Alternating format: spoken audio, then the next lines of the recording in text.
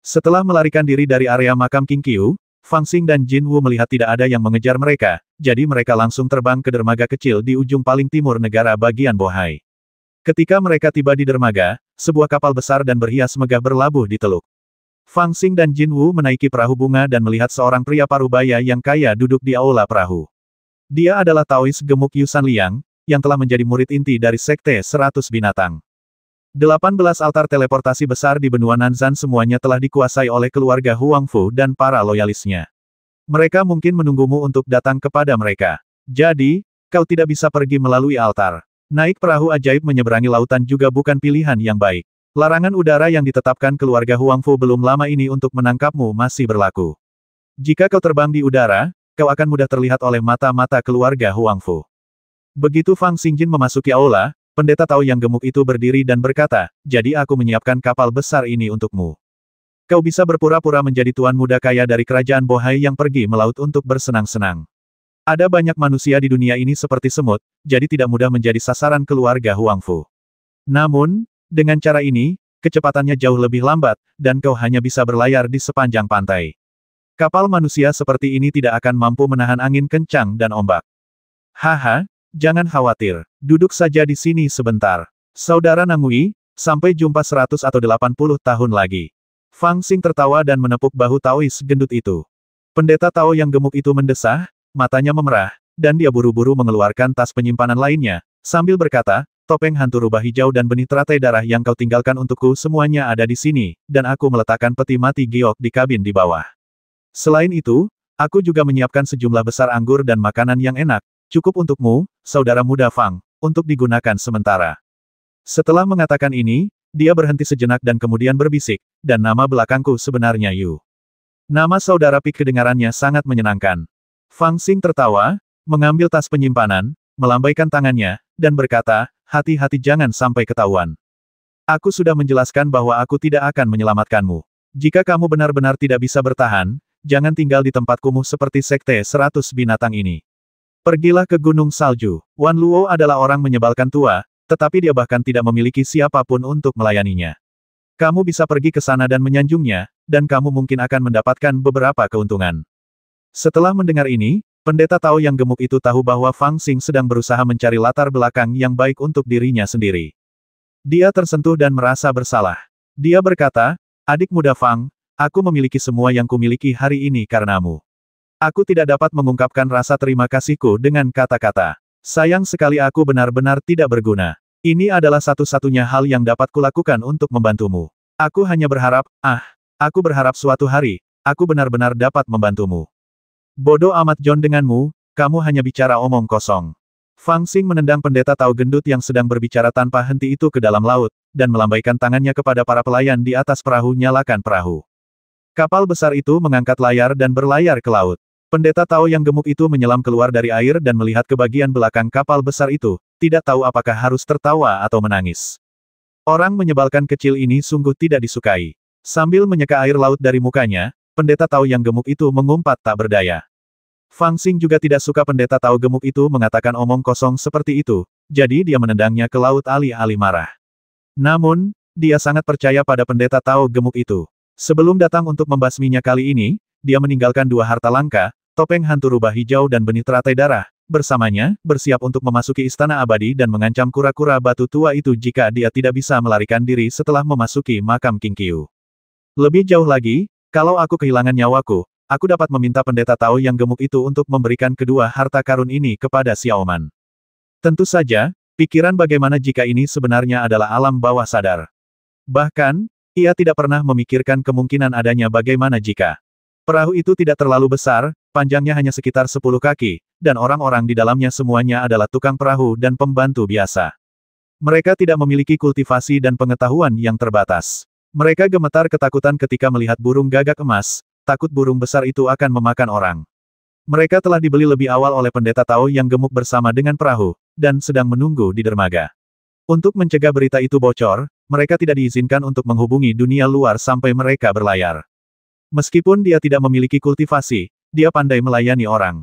Dia melayani Fang Xing dan Jin Wu dengan sangat baik. Dia benar-benar menjadi tuan muda yang kaya yang pergi ke laut untuk bermain. Ngomong-ngomong, Ini adalah impian Fang Xing sejak dia masih kecil. Dia akan membawa sebuah kapal besar, sekelompok antek, dan selusin wanita tua dari Menara Chunlai untuk membalikkan perahu-perahu rusak di sungai yang sedang membaca puisi dan menulis syair. Sekarang, kecuali wanita tua di Menara Chunlai, segalanya hampir selesai. Tentu saja, sekarang kita berlayar di laut, tetapi tidak sama persis dengan berlayar di sungai seperti yang dibayangkan. Di antara 4 negara bagian Tianyuan, terdapat lautan jahat tak berujung yang sulit diseberangi oleh manusia fana seumur hidup. Ada banyak gunung peri dan pulau-pulau aneh di laut, serta banyak sekali goblin laut, gua peri, dan bahkan kekuatan besar seperti klan naga laut Changlan. Tidak lebih aman daripada di darat. Luka-luka Fang Xing belum sembuh, dan dia tidak berani berlayar ke laut dalam. Dia hanya berjalan di sepanjang pantai seperti manusia fana dan memulihkan diri pada saat yang sama. Setelah luka mereka sembuh, Fang Xing dan Jin Wu tidak terlalu khawatir mengingat kemampuan mereka saat ini. Bahkan jika mereka tidak bisa menang, mereka masih bisa melarikan diri. Dalam beberapa hari pertama, hal terpenting bagi pihak lain adalah pulih dari luka-lukanya. Pukulan yang diberikan Huang Fu Daozi sebelum dia dipenggal benar-benar kuat dan menusuk paru-parunya. Dia berhasil bertahan dengan mengandalkan kultivasinya. Untungnya, dia memiliki fisik yang kuat dan hampir tidak bisa bertahan. Setelah makan malam, Fang Xing minum semangkuk besar anggur dan menelan beberapa pil obat. Kemudian dia duduk dan mulai mengamati kepala Huang Fu Daozi. Ketika dia menuangkannya dari kantong penyimpanan, dia melihat bahwa mata Huang Fu Daozi tertutup dan dia tidak bernapas. Dia tampak seperti orang mati, tetapi tidak ada tanda-tanda pembusukan. Dia tampak seperti ukiran batu giok, tampak hidup, dengan garis-garis yang jelas. Mati. Fang Xing mengangkat kepalanya dan menamparkan wajahnya 2 kali. Jangan basmi aku, tolong jangan basmi aku. Dengan 2 suara letupan, tanda teratai mulai muncul di antara kedua alis Huang Fu Daozi. Pikiran spiritualnya terpancar, dan matanya terbuka. Oh, kamu belum mati. Fang Xing merasa ada yang baru. Dia telah memotong kepala Huang Fu Daozi dengan pedang dan membawanya pergi begitu saja karena dia seorang bandit. Dia berencana untuk membawa kepala itu untuk dipamerkan di depan umum. Namun, dia tidak menyangka bahwa Huang Fu Daozi berbeda dari yang lain. Kepalanya dipenggal, tetapi dia masih hidup. Bahkan jika dimasukkan ke dalam tas penyimpanan, dia hanya akan terbaring tidak sadarkan diri untuk sementara waktu, dan dia akan hidup kembali setelah ditampar 2 kali. Fang Xing bukan orang bodoh. Dia langsung tahu bahwa orang ini pasti memiliki harta langka yang bisa menjaga kesadaran spiritualnya agar tidak hilang. Katakanlah sejujurnya kepadaku, apakah kamu punya harta karun? Novel terbaru diterbitkan pertama kali di Liu 9 Suba. Fang Xing menatap mata kepala itu dan mulai mendapatkan pengakuan. Bagaimana mungkin Huang Fu Daozi bersedia mengatakan apapun? Dia juga tahu bahwa jika dia kehilangan harta langka itu, hidupnya akan segera berakhir, jadi dia terus memohon dan tidak berani menyebutkan harta langka itu sama sekali. Dia mengatakan semua hal baik yang bisa dia katakan, tetapi dia tampak sangat menyedihkan. Anda bahkan tidak dapat menggambarkan betapa menyedihkannya dia. Kalau saja dia tahu keadaannya saat ini, tidak peduli sekeras apapun dia dipaksa, dia tidak akan mengeluarkan manifesto untuk menangkap Fang Xiaojiu. Fang Xing menamparnya lebih dari selusin kali, tetapi Huang Fu Daozi masih memohon belas kasihan dan menolak untuk mengungkapkan rahasia harta karun langka itu. Fang Xing awalnya berencana untuk menggali kepalanya untuk melihat, tetapi dia pikir dia masih bisa memeras sesuatu yang berguna dari Huang Fu Daozi, jadi dia untuk sementara waktu menyerah dan berteriak di luar kabin, "Hei si Anu, gadis dengan payudara besar, bawakan aku ember kencing." Tidak lama kemudian, seorang pembantu berwajah cantik datang membawa ember kencing. Dia bermaksud merayu tuan muda di kabin, tetapi dia melihat Fang Xing memegang kepala manusia di tangannya. Dia begitu takut hingga pingsan sambil menangis. Fang Xing tidak bisa berkata apa-apa. Dia bangkit untuk mengambil ember kencing, tetapi ternyata ember itu bersih. Dia tidak puas, jadi dia berlari untuk menggantinya. Maukah kau memberitahuku? Fang Xing memegang kepala Huang Fu Daozi dengan satu tangan dan ember urin di tangan lainnya, mengancamnya dengan ganas. Tolong, ampuni aku, saat aku dibangkitkan, aku pasti akan memberimu hadiah terbesar. Orang menyebalkan, kau masih saja keras kepala. Masuklah dan tetaplah di sana. Fang Xing marah dan merendam Huang Fu Daozi dalam ember urin, lalu pergi tidur. Dalam beberapa hari terakhir, bencana telah melanda benua Nanzan, menyebabkan banyak sekali darah tertumpah dan banyak sekali orang meninggal. Sang penghasut saat itu sedang bosan di laut, jadi untuk menghilangkan rasa bosannya, ia menyiksa Huang Fu Daozi. Ia melemparkannya ke dalam ember berisi air kencing untuk direndam, atau mengikat kepalanya dengan tali dan melemparkannya ke laut untuk menangkap hiu. Setelah 2 atau 3 hari, Huang Fu Daozi tetap menolak untuk menceritakan rahasia harta karun langka itu, tetapi ia menceritakan kepadanya semua metode dan keterampilan rahasia keluarga Huangfu, yang dianggap sebagai keuntungan kecil. Tentu saja, Fang Xing, yang menyiksa Huangfu Daozi dengan sekuat tenaga, tidak tahu bahwa saat ini, di laut ribuan mil jauhnya, seorang gadis bergaun merah muda berjalan di atas ombak biru ke arahnya. Dari kelihatannya, dia berencana untuk menyiksanya. Aku tidak pernah menyangka bahwa begitu banyak teknik rahasia dapat diekstraksi dari kepala Huangfu Daozi, termasuk teknik penghancuran ilahi milik keluarga Huangfu yang digunakan untuk menghancurkan Nanzan. Fang Xing pernah mendengar tentang teknik ini dari Bai Qianzhang sebelumnya. Teknik ini benar-benar misterius dan telah mencapai tingkat teknik abadi dengan kekuatan yang luar biasa. Bai Qianzhang sangat memahami teknik ini dan telah menjelaskan manfaat teknik ini kepada Fang Xing secara terperinci, memintanya untuk memperhatikannya di masa mendatang. Tentu saja, yang tidak diketahui Fang Xing adalah bahwa Bai Qianzhang sebenarnya telah menggunakan teknik ini untuk menyembunyikan identitasnya di Sekte Qingyun saat itu, tetapi kemudian, karena kedatangan Xuan Xiniang, identitasnya terbongkar. Seni mesin ilahi penghancur ini awalnya adalah teknik paling rahasia di kepala Huangfu Daozi. Bahkan para kultivator Jin dan Mahayana tidak dapat secara paksa memata-matai rahasia teknik ini, apalagi Fang Xing. Namun, secara kebetulan, kepala Huangfu Dao jatuh ke tangan Fang Xing, yang lebih buruk daripada kematian. Agar tetap hidup, dia dengan patuh memberitahu Fang Xing metode berlatih mesin ilahi penghancur secara terperinci. Tentu saja, Huangfu Daozi juga punya niat sendiri.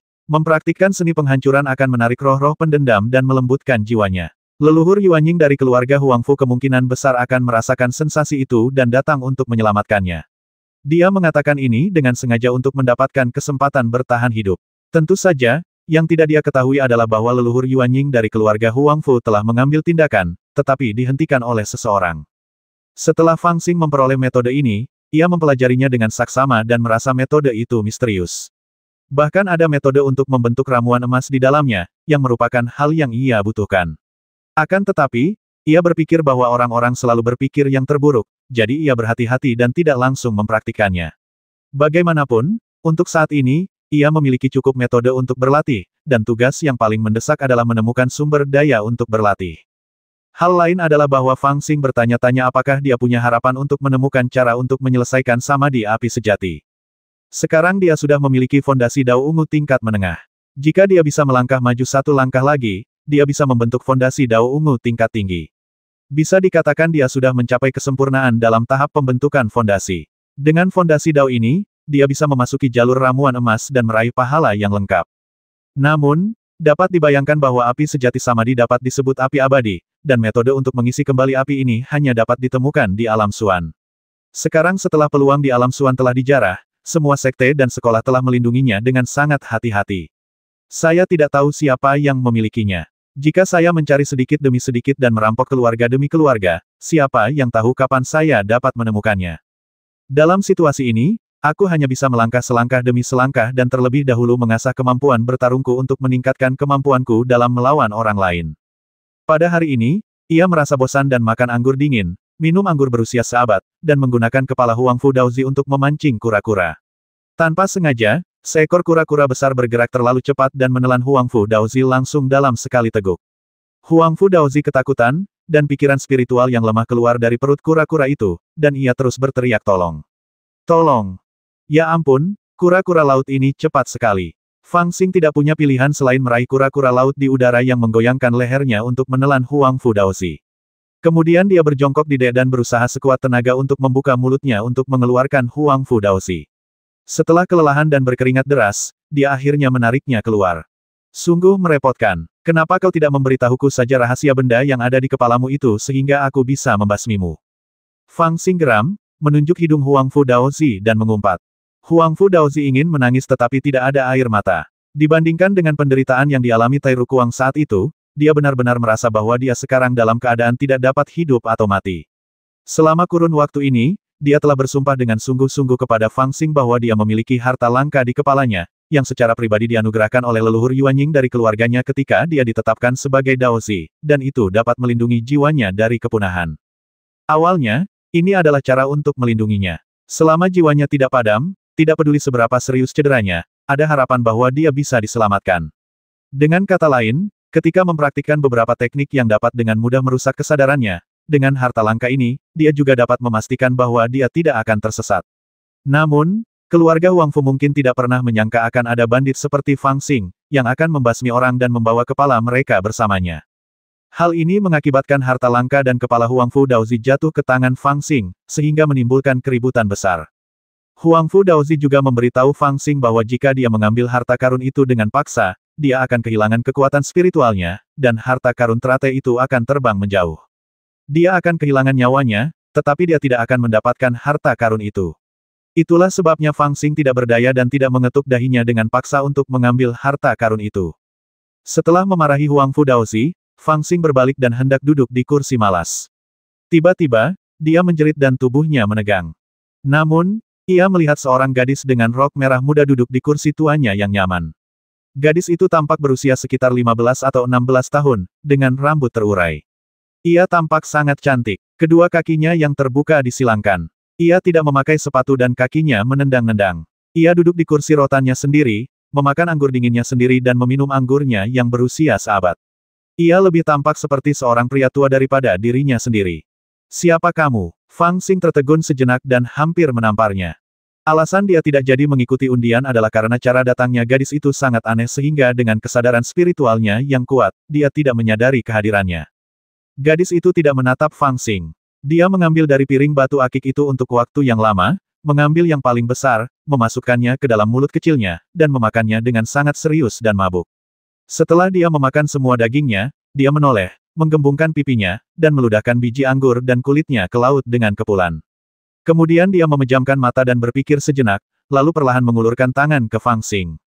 Kembalikan biji teratai itu padaku. Biji teratai apa? Fang Xing segera menjadi waspada. Sebagai seorang bandit, dia secara alami sangat peka terhadap orang-orang yang berbicara dengan nada kreditor. Gadis itu menyesap lagi anggur berusia seabad itu, mengerutkan bibirnya, dan sepertinya merasa rasanya enak, jadi dia menyesap lagi dan tersenyum puas. Kemudian dia memutar matanya ke arah Fang Xing dan berkata, biji terataiku, kau yang mengambilnya.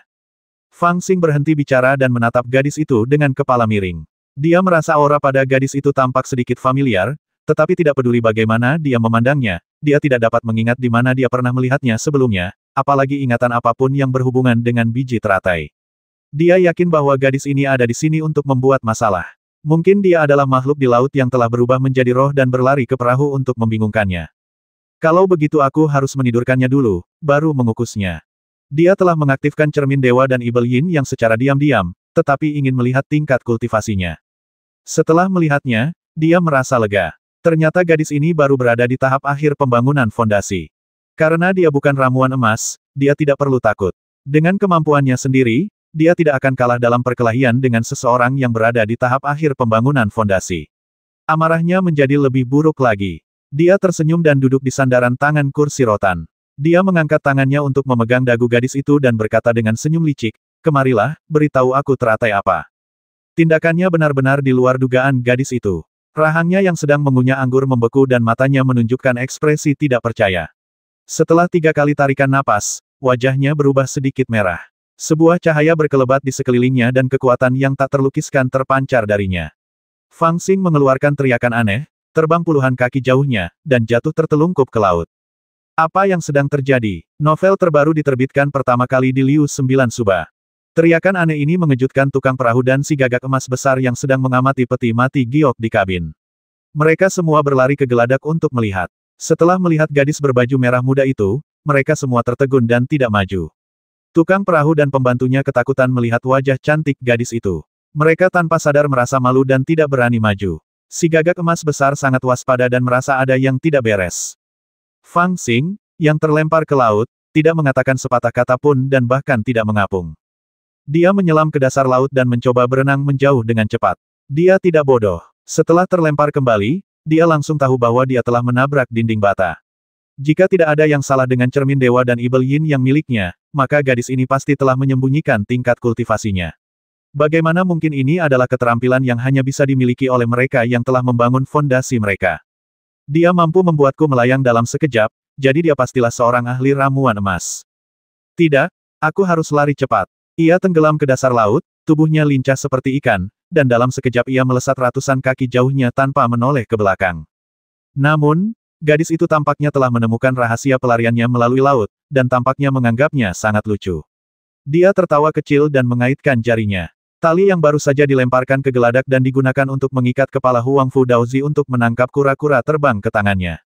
Kemudian dia menggoyangkannya dengan ringan, dan tali itu terbang keluar seperti palu meteor.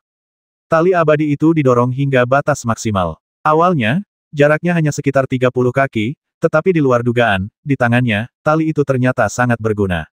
Tali itu tiba-tiba mencapai jarak 300 kaki, lalu langsung masuk ke dasar laut.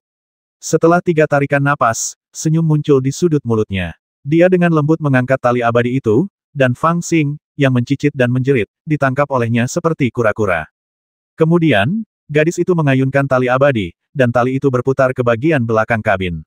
Di sisi itu, gagak emas besar melihat ada yang tidak beres dan hanya membawa peti mati gioknya di punggungnya, mencoba menyelinap pergi, tetapi tali itu terbang dan mengikatnya dan Fang Xing bersama-sama. Ia ditarik kembali dengan mudah dan terlempar ke geladak seperti 2 guk-guk mati, tampak menyedihkan dan terkejut. Aku menyerah, aku menyerah. Fang Xing dan Jin Wu berteriak bersamaan, memohon belas kasihan tanpa rasa malu. Gadis itu tersenyum tipis, mengendurkan tali di tangannya, mengambil sebutir anggur, lalu memasukkannya ke dalam mulutnya sambil tersenyum. Dengan suara ledakan keras, Fang Xing dan Jin Wu tiba-tiba mendekat pada saat yang sama, masing-masing mengeluarkan jurus pembasmi mereka. Gadis itu agak terdiam. Mereka benar-benar menghantamnya tepat di depannya. Dia hanya bisa mengerutkan kening lagi. Cahaya di sekelilingnya menyala lagi. Dengan 2 ledakan, Jin Wu dan Fang Xing terlempar pada saat yang sama, dan jatuh ke laut seperti 2 bola meriam. Setelah beberapa kali melakukan hal ini, Fang Xing dan Jin Wu akhirnya patuh dan berjongkok di dengan lesu, tidak mampu lagi berpikir untuk melawan. Gadis ini terlalu kuat. Dia bahkan tidak perlu bergerak. Ada seberkas cahaya yang melayang di sekelilingnya. Dengan sedikit gerakan, dia mampu membuat Fang Xing, yang memiliki tingkat kultivasi saat ini, terlempar. Tidak ada cara bagi mereka untuk bertindak. Jika mereka melakukannya, mereka pasti akan menderita. Gadis berok merah muda itu memakan buah anggur di satu tangan dan memegang biji teratai yang ditemukan di tubuh Fang Xing di tangan lainnya. Dia menatapnya selama beberapa detik, lalu menatap Fang Xing dan si gagak emas besar. Setelah menghabiskan buah anggur di mulutnya, dia bertanya, apakah ini satu-satunya yang tersisa? Fang Xing memutar matanya dan berkata, ya, mereka semua dibawa pergi oleh keluarga Huang Fu. Tetapi ketika ia menyadari bahwa ia tidak sebanding dengan lawannya, ia berpikir untuk mengalihkan masalah itu. Huang Fu Daozi terkejut saat mendengar ini, dan segera mengirim pesan telepati senior, jangan dengarkan omong kosongnya, tolong selamatkan aku. Gadis itu mengabaikan semua orang dan menyimpan biji teratai itu sambil berkata, lupakan saja, aku masih punya banyak. Fang Xing tercengang, dan sedikit harapan muncul di hatinya. Dari benih teratai darah ini, dia sudah menebak identitas gadis ini. Bukankah dia bayi yang dilihatnya di dasar kolam teratai darah tahun itu? Dia merasa sedikit menyesal karena gadis itu telah tumbuh besar dan memiliki kekuatan yang mengerikan. Dia bertanya-tanya apakah kebangkitan gadis itu ada hubungannya dengan tindakannya saat itu, dan diam-diam menyalahkan dirinya sendiri karena tidak sabar. Namun, yang tidak diketahuinya adalah bahwa gadis ini dilindungi oleh kekuatan aneh. Bahkan seorang Master Jin dan tidak dapat menolak permintaannya ketika dia mengaktifkan kekuatan ini dan berbicara. Dia bersedia meninggalkan sekte, keluarga, dan masa depannya yang cerah dan tinggal di makam King Qiu sebagai penjaga untuk melindungi tubuh aslinya. Saat itu, dia terpengaruh oleh kekuatan itu, tetapi hanya tersisa sebutir biji teratai. Dia bisa dikatakan terlahir keras kepala. Gadis itu datang jauh-jauh untuk mencarinya, mungkin karena dia teringat kenangan samar itu dan merasa penasaran. Hei, kakak, karena kamu masih punya banyak, bisakah kamu membiarkan kami pergi? Fang Xing meminta maaf sambil tersenyum dan memohon belas kasihan dengan menyedihkan. Gadis itu memutar matanya ke arahnya dan berkata dengan marah, apakah aku terlihat tua? Fang Xing tertegun, dan dengan cepat mengubah kata-katanya adik perempuan, lebih baik kau biarkan kami pergi. Gadis itu berkata, aku bahkan tidak tahu sudah berapa lama aku hidup, dan kamu memanggilku adik perempuan. Fang Xing tercekat dan berkata dengan marah lalu, aku harus memanggilmu apa? Gadis itu tidak peduli dengan kata-katanya yang ceroboh, tetapi memikirkannya dengan serius. Setelah beberapa saat, dia tiba-tiba berkata sambil tersenyum kamu bisa memanggilku Nona. Aku telah memutuskan untuk menjadikanmu dan burung gagak ini sebagai pelayanku. Begitu kata-kata ini keluar, Fang Xing dan Jin Wu tercengang. Setelah beberapa saat, mereka berdua menggelengkan kepala. Lucu sekali, bagaimana aku bisa menjadi pelayan seorang gadis kecil? Jika masalah ini terbongkar, apakah Tuan Fang dan Tuan Jin masih punya malu? Wajah cantik gadis berbaju merah jambu itu berubah serius, lalu dia meludahkan kulit anggur itu dengan suara embusan. Kalau tidak setuju, aku akan membasmi kalian berdua. Fang Xing dan Jin Wu tiba-tiba menjadi gugup. Meskipun gadis ini tidak memiliki niat membasmi, jika dia benar-benar marah, itu akan sangat berbahaya. Fang Xing merasa tidak berdaya dan memutuskan untuk berunding dengan gadis itu. Dia menghela napas dan berkata, bagaimana kau bisa melakukan ini? Untungnya, akulah yang memberimu benih teratai yang membuatmu terbangun, kan? Jadi, aku menyelamatkanmu. Tidak apa-apa jika kau tidak memberiku beberapa keterampilan yang tak tertandingi atau senjata abadi dari alam atas, tetapi kau benar-benar ingin aku menjadi pelayanmu. Itu terlalu berlebihan. Sesungguhnya berkat kamu aku bisa bangun pagi-pagi sekali. Gadis itu mendengarkan dan berbicara. Fang Xing langsung senang saat mendengarnya. Dia pikir ada jalan keluar. Namun, dia tidak menyangka gadis itu mengalihkan pembicaraan dan berkata, tetapi justru karena kamu memberiku biji teratai darah terlebih dahulu, aku terbangun 300 tahun lebih awal. Hingga saat ini, cahaya jiwaku belum lengkap dan ingatanku tersebar. Jika metode kelahiran kembali terganggu, itu mungkin akan memengaruhi kultivasiku. Setiap kali dia mengucapkan kata-kata itu, hati Fang Xing menjadi semakin dingin. Dia berpikir bahwa bukan saja dia tidak berterima kasih padanya, tetapi dia malah menaruh dendam terhadapnya. Dia berhenti berbicara, memikirkan cara untuk keluar dari situasi ini, tetapi pembantunya tidak akan pernah melakukannya. Gadis itu melihat reaksi Jin Wu dan dia dan tahu bahwa kedua pria itu tidak senang. Namun, dia tidak terburu-buru dan berkata dengan santai meskipun nona muda ini memiliki ingatan yang tidak lengkap, aku juga samar-samar merasa bahwa aku adalah orang yang penting. Kamu tidak akan rugi dengan menjadi pelayan kecilku. Selama kamu membuatku senang melayanimu, aku akan mencintaimu dengan baik dan tidak akan pernah memperlakukanmu dengan tidak adil. Fang Xing dan Jin Wu saling berpandangan dan mencibir, dengan sikap yang sangat arogan. Keduanya cerdik dan memiliki kemampuan membaca ekspresi orang. Setelah mendengarkan kata-kata dan ungkapan gadis itu, mereka sudah tahu apa yang dipikirkannya. Mengetahui bahwa dia tidak berniat membasmi, mereka menjadi lebih berani dan berpikir bahwa selama mereka sedikit lebih jujur, mereka seharusnya bisa menemukan jalan keluar. Jadi mereka bertindak lebih benar daripada yang lain, seolah-olah mereka tidak takut mati. Aku adalah keturunan dari Gagak Emas berkaki 3, seorang bangsawan di antara ras Ibel. Bagaimana mungkin aku bisa menjadi pelayan orang lain? Tidak, sama sekali tidak. Burung Gagak Emas mengangkat kepalanya, tampak sangat tua. Fang Xing juga berkata tidak apa-apa menjadi bos, tetapi saya tidak ingin melayani orang lain. Gadis itu menyesap anggur dan menjulurkan lidahnya, sepertinya merasakan sedikit pedas. Dia sepertinya tidak mendengar apa yang dikatakan pihak lain kepada Jin Wu. Dia menyeringai dan menunjuk Jin Wu dan berkata, aku merasa kamu memiliki ki dan darah yang kuat di tubuhmu, yang terkandung dalam otot dan tulangmu. Kamu seharusnya berada di jalur pemurnian tubuh, yang membutuhkan sejumlah besar darah. Aku punya banyak biji teratai darah di tanganku. Jika kamu baik, aku bisa memberimu beberapa. Mata Jin Wu tiba-tiba membulat, dan dia bertanya dengan suara bingung benarkah? Gadis itu terkekeh dan mengeluarkan beberapa buah teratai dari suatu tempat, melemparkannya ke tangannya. Jin Wu dan Fang Xing sama-sama bermata tajam dan langsung mengenalinya. Ini adalah buah teratai yang mereka ambil dari Istana Abadi tahun itu. Pertemuan dengan satu buah teratai itu sangat membantu mereka saat itu. Selain Fang Xing, Jin Wu bisa memiliki tubuh ibelnya saat ini berkat 3 biji teratai darah itu. Sekarang saya benar-benar melihat beberapa buah teratai lagi. Jika saya diberi semuanya, tingkat kultivasi apa yang akan saya capai? Novel terbaru diterbitkan pertama kali di Liu 9 Suba. Setelah terdiam selama 2 tarikan napas, burung Gagak Emas tiba-tiba mengubah raut wajahnya, berlari ke arah gadis itu dengan penuh perhatian, mengipasi gadis itu dengan hati-hati dengan sayapnya, dan berkata sambil terkekeh, Nona, saya adalah yang terbaik dalam memberikan kebaikan kepada orang lain, tunggu saja dan lihat. Penjilat, Fang Xing menatap Jin Wu dengan jijik. Meskipun dia sedikit tergoda, dia tidak akan tunduk hanya demi beberapa biji teratai darah. Sebenarnya, dia lebih khawatir tentang topeng hantu rubah hijau dan sutra indera tertinggi yang ada padanya. Kedua benda ini dicuri dari Istana Abadi. Jika gadis itu ingin merebutnya kembali, tidak akan ada yang bisa dia lakukan. Untungnya, dia tidak menyebutkannya sampai sekarang dan tampaknya tidak menyadarinya. Pada saat ini, tentu saja akan lebih baik bagiku untuk pergi secepat mungkin. Jika aku tinggal terlalu lama, aku mungkin akan ketahuan. Namun, gadis itu melihat penampilan Fang Xing yang kuat dan pantang menyerah dan tampaknya menganggapnya sangat menarik. Dia melemparkan anggur ke dalam mulutnya, dan pipi kirinya menggembung. Sambil makan, dia berkata, jangan khawatir, aku tidak berencana untuk mengambil kembali sutra abadi tertinggi dan harta karun ilahi tertinggi. Awalnya aku mencari penerus, jadi tidak masalah kepada siapa aku memberikannya. Selain itu, aku melihat bahwa kamu telah mengolah api sejati Samadhi, kan? Sayang sekali bahwa Samadhi tidak lengkap, dan api sejati tidak nyata. Jika aku mengatakan bahwa ada cara untuk membantumu membentuk api sejati Samadhi yang terakhir, maka kamu. Sua, Fang Xing benar-benar terpana, menatap gadis berok merah muda itu tanpa berkedip. Gadis itu tahu rencananya berhasil, jadi dia tersenyum penuh kemenangan, membuang anggur di tangannya, dan berkata, aku lapar. Mendengar ini, Jin Wu berlari ke kabin dengan gembira. Saya akan meminta juru masak untuk menyiapkan sesuatu yang lezat untuk nona muda. Sebelum burung gagak itu bisa berlari 2 langkah, Fang Xing berjalan mendekat dan menendangnya ke laut.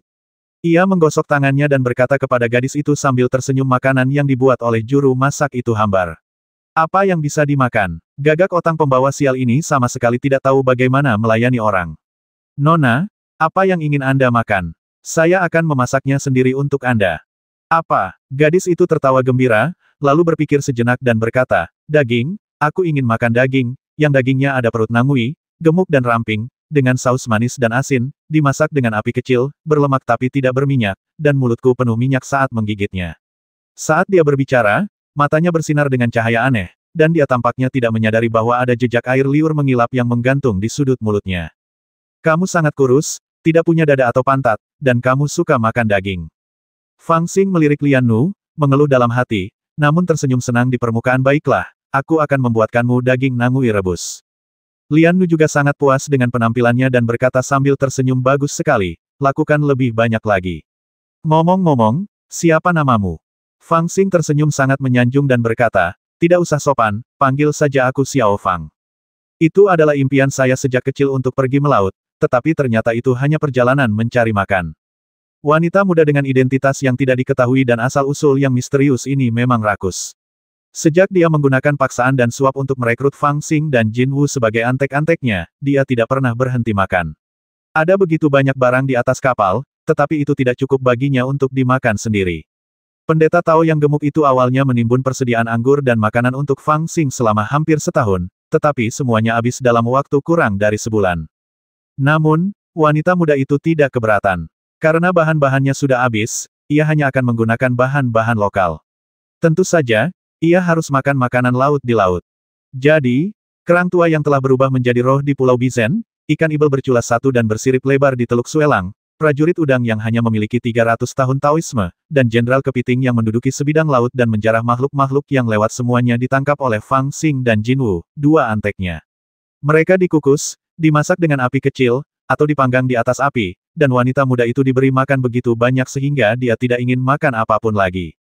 Tentu saja, satu-satunya hal yang membuat saya sedikit tidak puas adalah meskipun kepiting itu gemuk, ia hanya kepiting jantan dan tidak memiliki telur kepiting. Setelah makan, wanita muda itu ingin mencari tempat untuk tidur. Dia tidak memilih tempat lain selain peti mati Giok Jinwoo. Dia berbaring di dalamnya dan tidur selama 2 atau 3 hari. Ketika dia bangun, dia berteriak bahwa dia lapar dan ingin makan daging bahkan sebelum dia membuka matanya.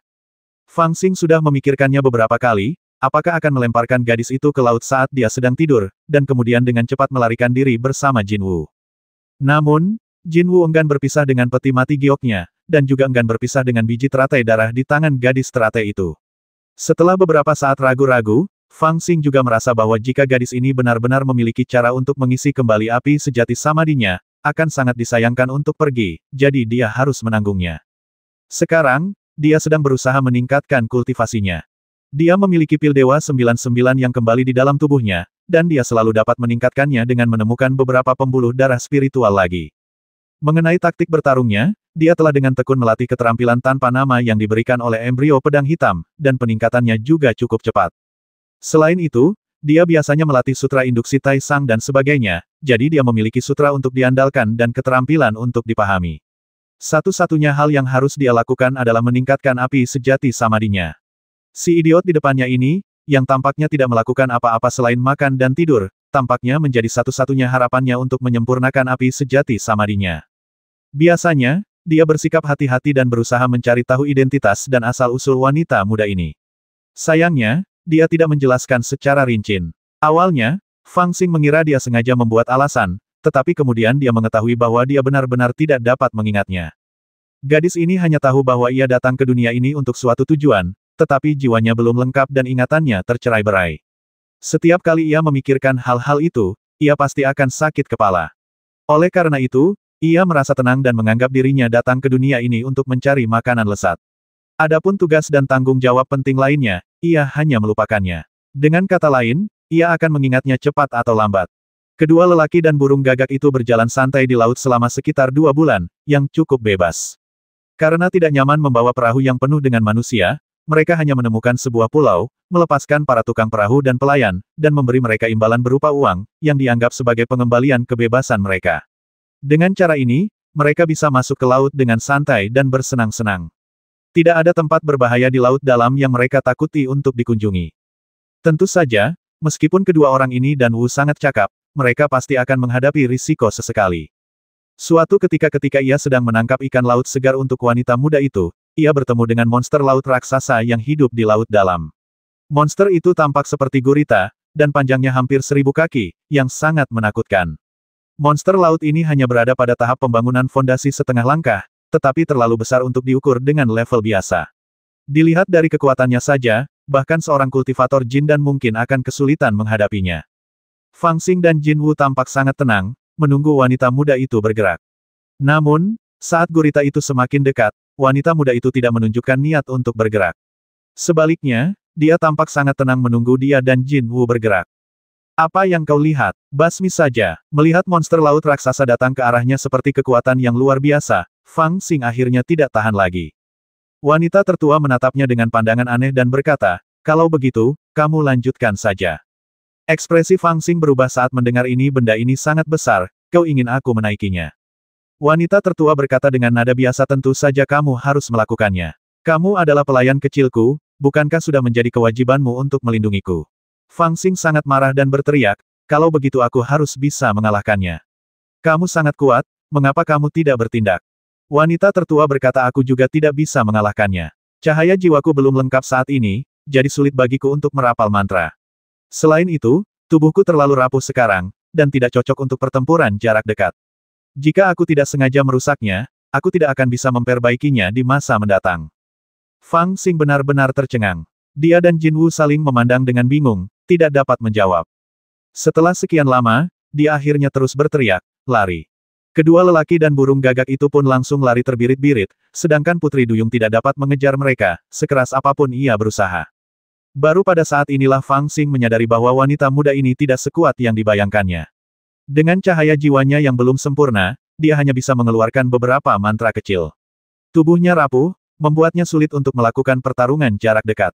Terus terang, dia sangat kuat, tetapi dia memiliki terlalu banyak kelemahan. Terus terang, dia sebenarnya hanyalah klon, tetapi metode penyempurnaan klon terlalu canggih, dan dia tidak menyadarinya. Kemampuannya yang paling kuat sebenarnya adalah cahaya yang menyelimuti tubuhnya.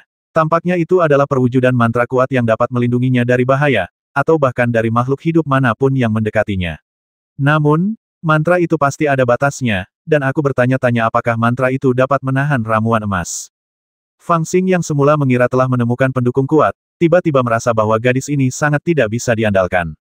Di sisi lain, Jin Wu sangat antusias dalam melayani. Penjilat ini bergaul dengan Lianu setiap hari dan telah diberi hadiah 3 atau 4 biji teratai, yang membuatnya semakin antusias. Dia terus menyanjung Fang Xing, memanggilnya nona muda sepanjang waktu, tetapi dia tidak pernah mendapat manfaat apapun darinya. Lianu tidak pernah memberitahunya metode untuk menyelesaikan Samadhi True Fire yang telah dijanjikannya sebelumnya, dan hanya mengatakan bahwa dia akan memberitahunya ketika dia sudah cukup bersenang-senang. Namun Fang Xing merasa ada yang salah. Apa yang dimaksud gadis ini dengan bermain sebenarnya adalah makan di mana-mana. Melihat nafsu makannya yang seperti lubang tanpa dasar, berapa lama waktu yang dibutuhkannya untuk makan sampai cukup? Apakah 300 tahun kultivasi pembangunan fondasiku cukup baginya untuk makan? Mereka melarikan diri sejauh ratusan mil dan kapal mereka terbalik, jadi mereka harus mencari pulau kecil untuk bermalam. Jin Wu dengan tekun memetik kelapa untuk dimakan wanita muda itu, sebagai imbalannya dia mendapat biji teratai darah. Fang Xing sangat marah hingga memutar matanya, mengira saudara baiknya sedang duduk di sini, tenggorokannya berasap karena kehausan, tetapi burung pencuri ini bahkan tidak membawa kelapa. Dia benar-benar hanya tertarik pada keuntungan dan sama sekali tidak memiliki rasa kemanusiaan. Wanita muda itu memegang kelapa yang lebih besar dari kepalanya, makan sampai wajahnya berlumuran air. Dia berjalan-jalan sambil makan, mencari makanan lezat lainnya. Ketika dia melihat rumput liar di pinggir jalan, dia akan mencabutnya dan mengunyah akarnya untuk melihat apakah rasanya manis. Fang Xing bersembunyi di samping, diam-diam mengeluh, berpikir bahwa dengan keserakahan gadis ini, apakah dia ingin mengambil rumput liar yang dilihatnya untuk melihat seperti apa rasanya. Singkatnya, karena gadis ini tidak pernah memberitahunya cara untuk menyempurnakan Samadhi True Fire, dia semakin tidak menyukainya. Jika dia tidak khawatir bahwa cahaya mantra pada gadis ini sulit untuk ditolak, dia akan bergabung dengan Big Golden Crow untuk merampoknya. Tepat saat dia memutar matanya, dia melihat wanita tertua telah berjalan ke permukaan laut. Dia menatap lurus ke laut dan bahkan lupa memakan kelapa. Setelah beberapa saat, dia tiba-tiba berteriak, "Adik kecil Fang, adik kecil Fang, cepatlah kemari." Fang Xing segera bergegas menghampirinya dan bertanya sambil tersenyum, "Ada apa, Nona?" Wanita muda itu mengulurkan tangannya ke laut dengan jari-jarinya yang hijau, dan segera menangkap seekor ikan jelek sepanjang sekitar 1 kaki. Ikan itu memiliki punggung hitam dan perut keperakan, serta kepala gemuk dan wajah yang imut. Wanita muda itu memegang ikan itu dan berkata dengan gembira, "Mari dan lihat, ini adalah ikan belanak, salah satu makanan laut paling lezat, yang hanya hidup di laut utara yang sangat dingin. Pasti ada arus dingin yang mengalir melalui lautan, yang membawa mereka ke sini. Namun, ini adalah ikan betina, dan rasanya tidak seenak ikan jantan. Ikan jantan ada di laut dalam, pergi dan tangkaplah." Novel terbaru diterbitkan pertama kali di Liu 9 Suba. Fang Xing terdiam setelah mendengar ucapannya. Ketika dia mendengar dia mengatakan bahwa ikan pari manta betina suka mengapung di permukaan laut, sementara ikan pari manta jantan berada di dasar laut, dan dia harus mengapung ke bawah untuk menangkapnya, dia menjadi semakin malas dan tidak ingin masuk ke dalam air. Dia berkata, "Biarkan Laut Jin turun." Burung gagak emas besar mendengar ini dan berteriak, "Apakah kamu punya hati nurani? Aku seekor burung yang bisa terbang, dan kamu membiarkanku masuk ke dalam air." Fang Xing memutar matanya dan berkata, "Aku tidak bisa menenggelamkanmu." Saat mereka sedang berdebat, wanita tertua menjadi tidak puas dan cemberut, "Saya hanya ingin makan ikan jenis ini. Fang Xing tidak sabar apa yang bisa saya makan. Kelihatannya jelek sekali, rasanya pasti tidak enak." Wanita tertua berkata, "Rasanya lezat sekali. Saat aku tertidur, secercah jiwaku akan menjelajah dapur-dapur dunia manusia. Selama bertahun-tahun, aku telah mengenal semua makanan lezat di dunia. Ikan pari manta ini termasuk dalam 10 makanan lezat teratas di dunia." Seberkas cahaya jiwa menjelajah dapur, mengira itu adalah dewa dapur. Fang Xing terdiam setelah mendengar ini. Dia merasa bahwa wanita muda ini aneh. Dia masih ragu-ragu dan tidak mau masuk ke dalam air. Wanita tertua tidak punya pilihan lain selain meletakkan tangannya di pinggangnya dan berkata, "Pergi dan bantu aku menangkap 10 ikan hantu, dan aku akan memberitahumu cara menyalakan kembali api sejati." Fang Xing tertegun sejenak, lalu bertanya dengan gembira, "Benarkah?" Wanita tertua berkata, "Tentu saja saya serius. Saya selalu menepati janji saya." Fang Xing tahu siapa yang bilang dia akan meninggalkanku setengah panci sup ikan terakhir kali, tapi aku menghabiskannya. Wanita muda itu tersipu dan mengayunkan tinjunya ke arah Fang Xing, yang membuat Fang Xing ketakutan. Mengetahui bahwa pukulan gadis ini menyakitkan, dia segera lari. Setelah berlari beberapa kaki jauhnya, dia melompat ke udara dan berteriak kepada wanita muda itu, "Ingat kata-katamu." Setelah itu, dia menarik dengan kedua tangan, menciptakan lingkaran air laut, dan kemudian menyelam ke laut dalam seperti ikan. Setelah masuk ke dalam air, ia merasakan tekanan air meningkat secara bertahap. Tiba-tiba, sesuatu bergerak dalam benaknya dan ia mengeluarkan sebuah manik berwarna biru muda. Fang Xing sekarang adalah seorang kultivator pembangun fondasi, dan dia mengenakan jubah yang dapat melindunginya dari air dan api. Setelah memasuki laut, pakaiannya tidak akan basah, dan keterampilan menahan napasnya sangat lama, jadi dia tidak khawatir akan tenggelam. Namun, setelah memasuki laut, semakin dalam dia masuk, semakin besar tekanan air laut, dan itu benar-benar tidak nyaman. Setelah menyelam hingga kedalaman beberapa puluh kaki, dia sudah membutuhkan kekuatan spiritual untuk melindungi tubuhnya, dan dia tidak dapat melihat apapun tanpa membuka mata dharmanya. Namun, setelah dia mengeluarkan manik biru muda itu, situasinya segera membaik. Cahaya biru muda dari manik itu menyebar dan segera menyebar ke seluruh tubuhnya. Seolah-olah ada perasaan dingin yang mengalir di sekelilingnya, yang membuat rasa sesak di dadanya segera menghilang. Itu hampir sama seperti berjalan di darat. Pada saat yang sama, bahkan ada perasaan aneh yang muncul di hati Fang Xing bahwa dia bisa mengendalikan air laut. Manik-manik ini ditarik dari kepala mayat yang berlutut oleh Fang Xing saat dia melarikan diri di depan istana peri makam King Qiu. Saya samar-samar ingat bahwa mayat yang berlutut itu memiliki tubuh manusia dan kepala naga, mengenakan jubah hujan awan yang mengalir, dan seharusnya menjadi anggota klan naga Laut Changlan. Manik-manik itu awalnya adalah manik-manik yang bertatahkan pada mahkota emas ungunya. Manik-manik itu telah diperiksa dengan cermin dewa dan ibel yin yang. Manik-manik ini disebut manik penolak air Yuan-Yuan, dan merupakan harta karun klan akuatik. Mengenakannya dapat memungkinkan seseorang untuk bernapas di bawah air dan menahan air laut. Adapun beberapa kegunaan magis lainnya, hal itu belum diteliti. Setelah masuk ke dalam air, kami dapat melihat gerombolan ikan datang dan pergi. Mereka semua adalah jenis ikan parimanta yang digambarkan oleh wanita muda itu, tetapi semuanya adalah ikan betina. Ikan parimanta jantan dari jenis ini adalah yang paling lezat, dan kami harus menyelam lebih dalam untuk menangkap ikan jantan.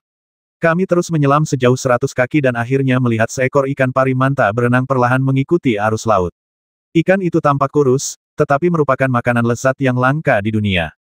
Dibandingkan dengan ikan betina, jumlah ikan jantan sangat sedikit. Jika Fang Xing dapat menangkap 10 ekor, ia dapat memperoleh metode sama di api sejati yang selalu diimpikannya.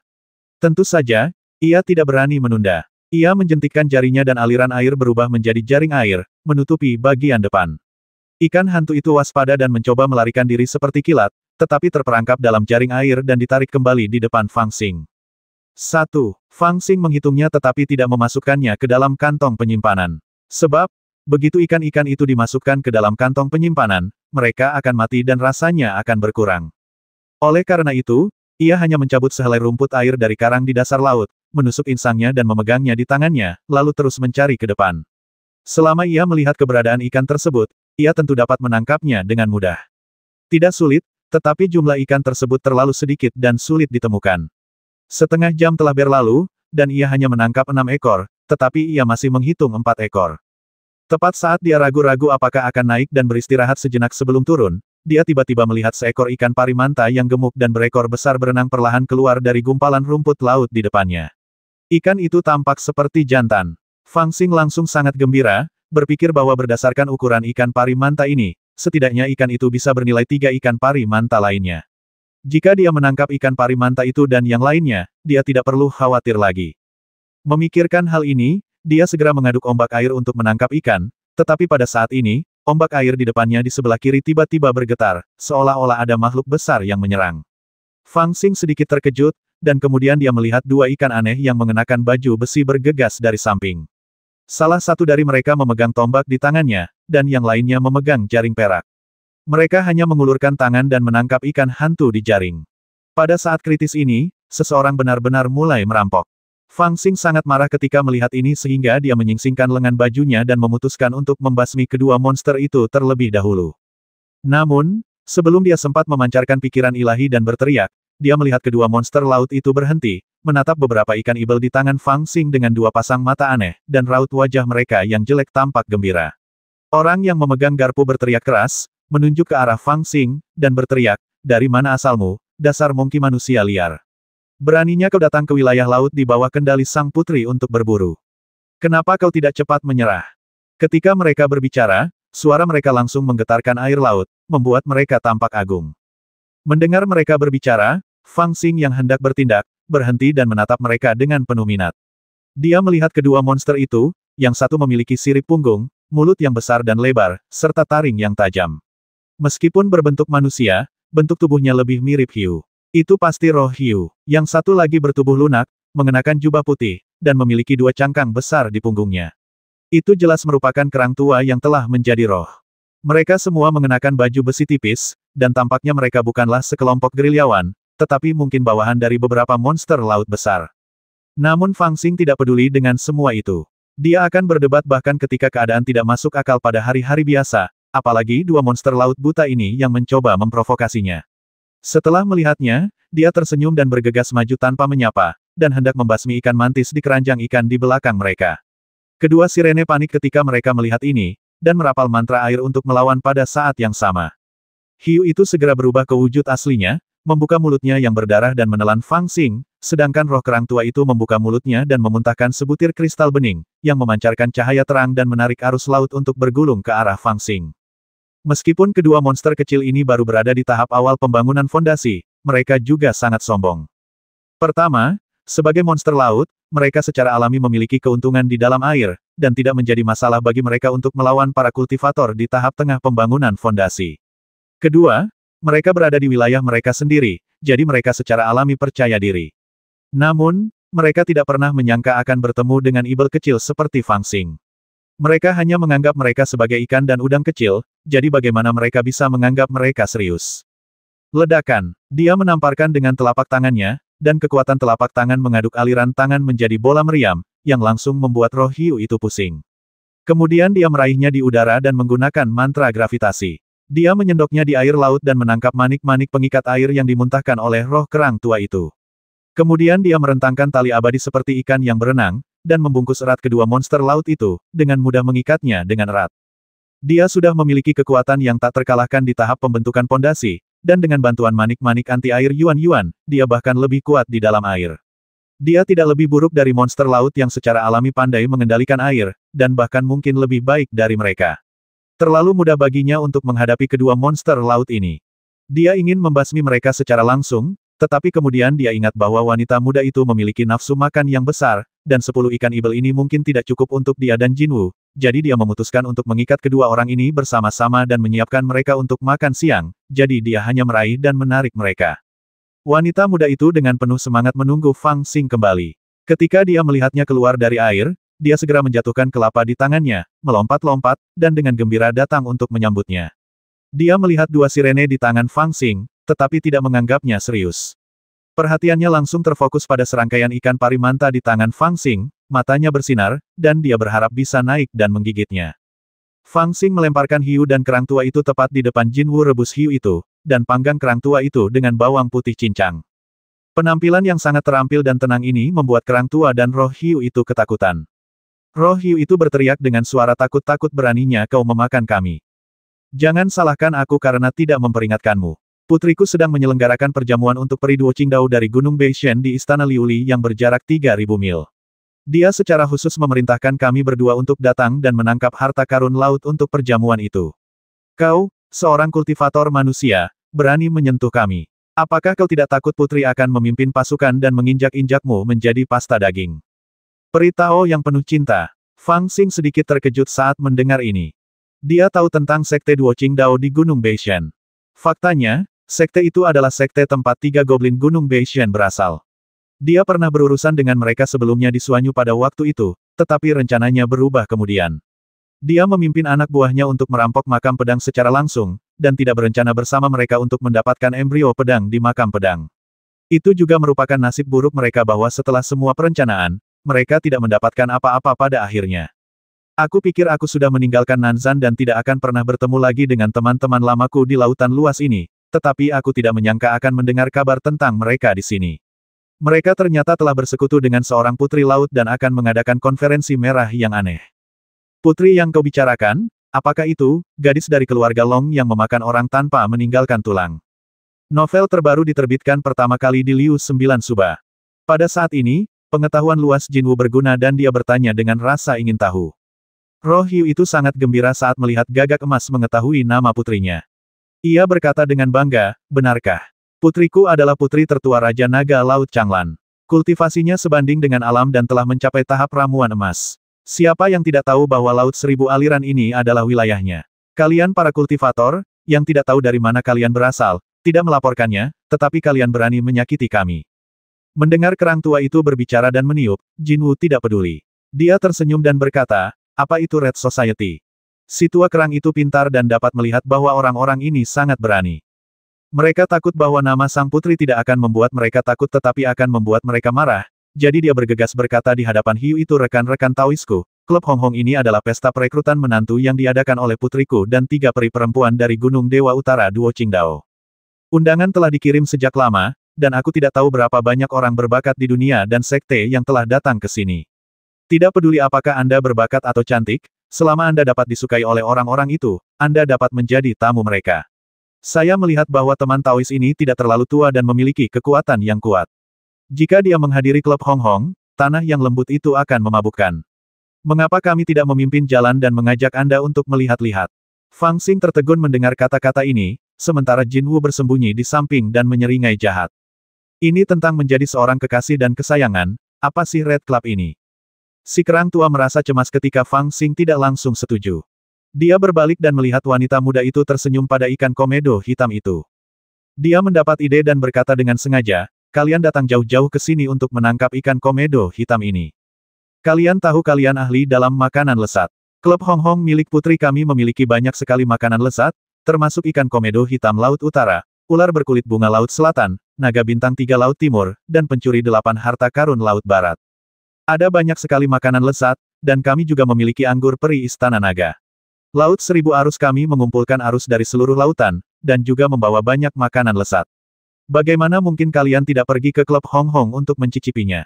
Setelah berkata demikian, dia menatap Fang Xing dan yang lainnya dengan penuh harap, bagaikan seorang germo. Menabrak, Fang Xing dan Jin Wu belum mengatakan apapun, tetapi wanita muda itu sudah meneteskan air liur.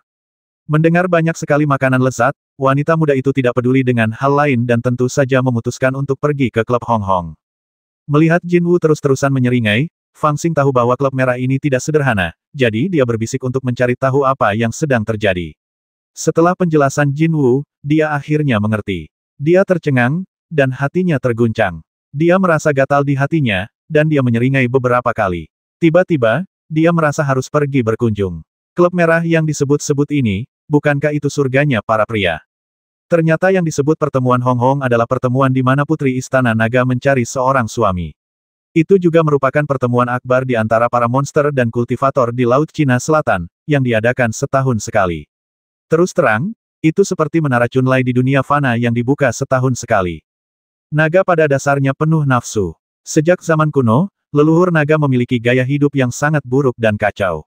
Akibatnya, ada legenda bahwa naga melahirkan 9 putra, dan setiap putra berbeda.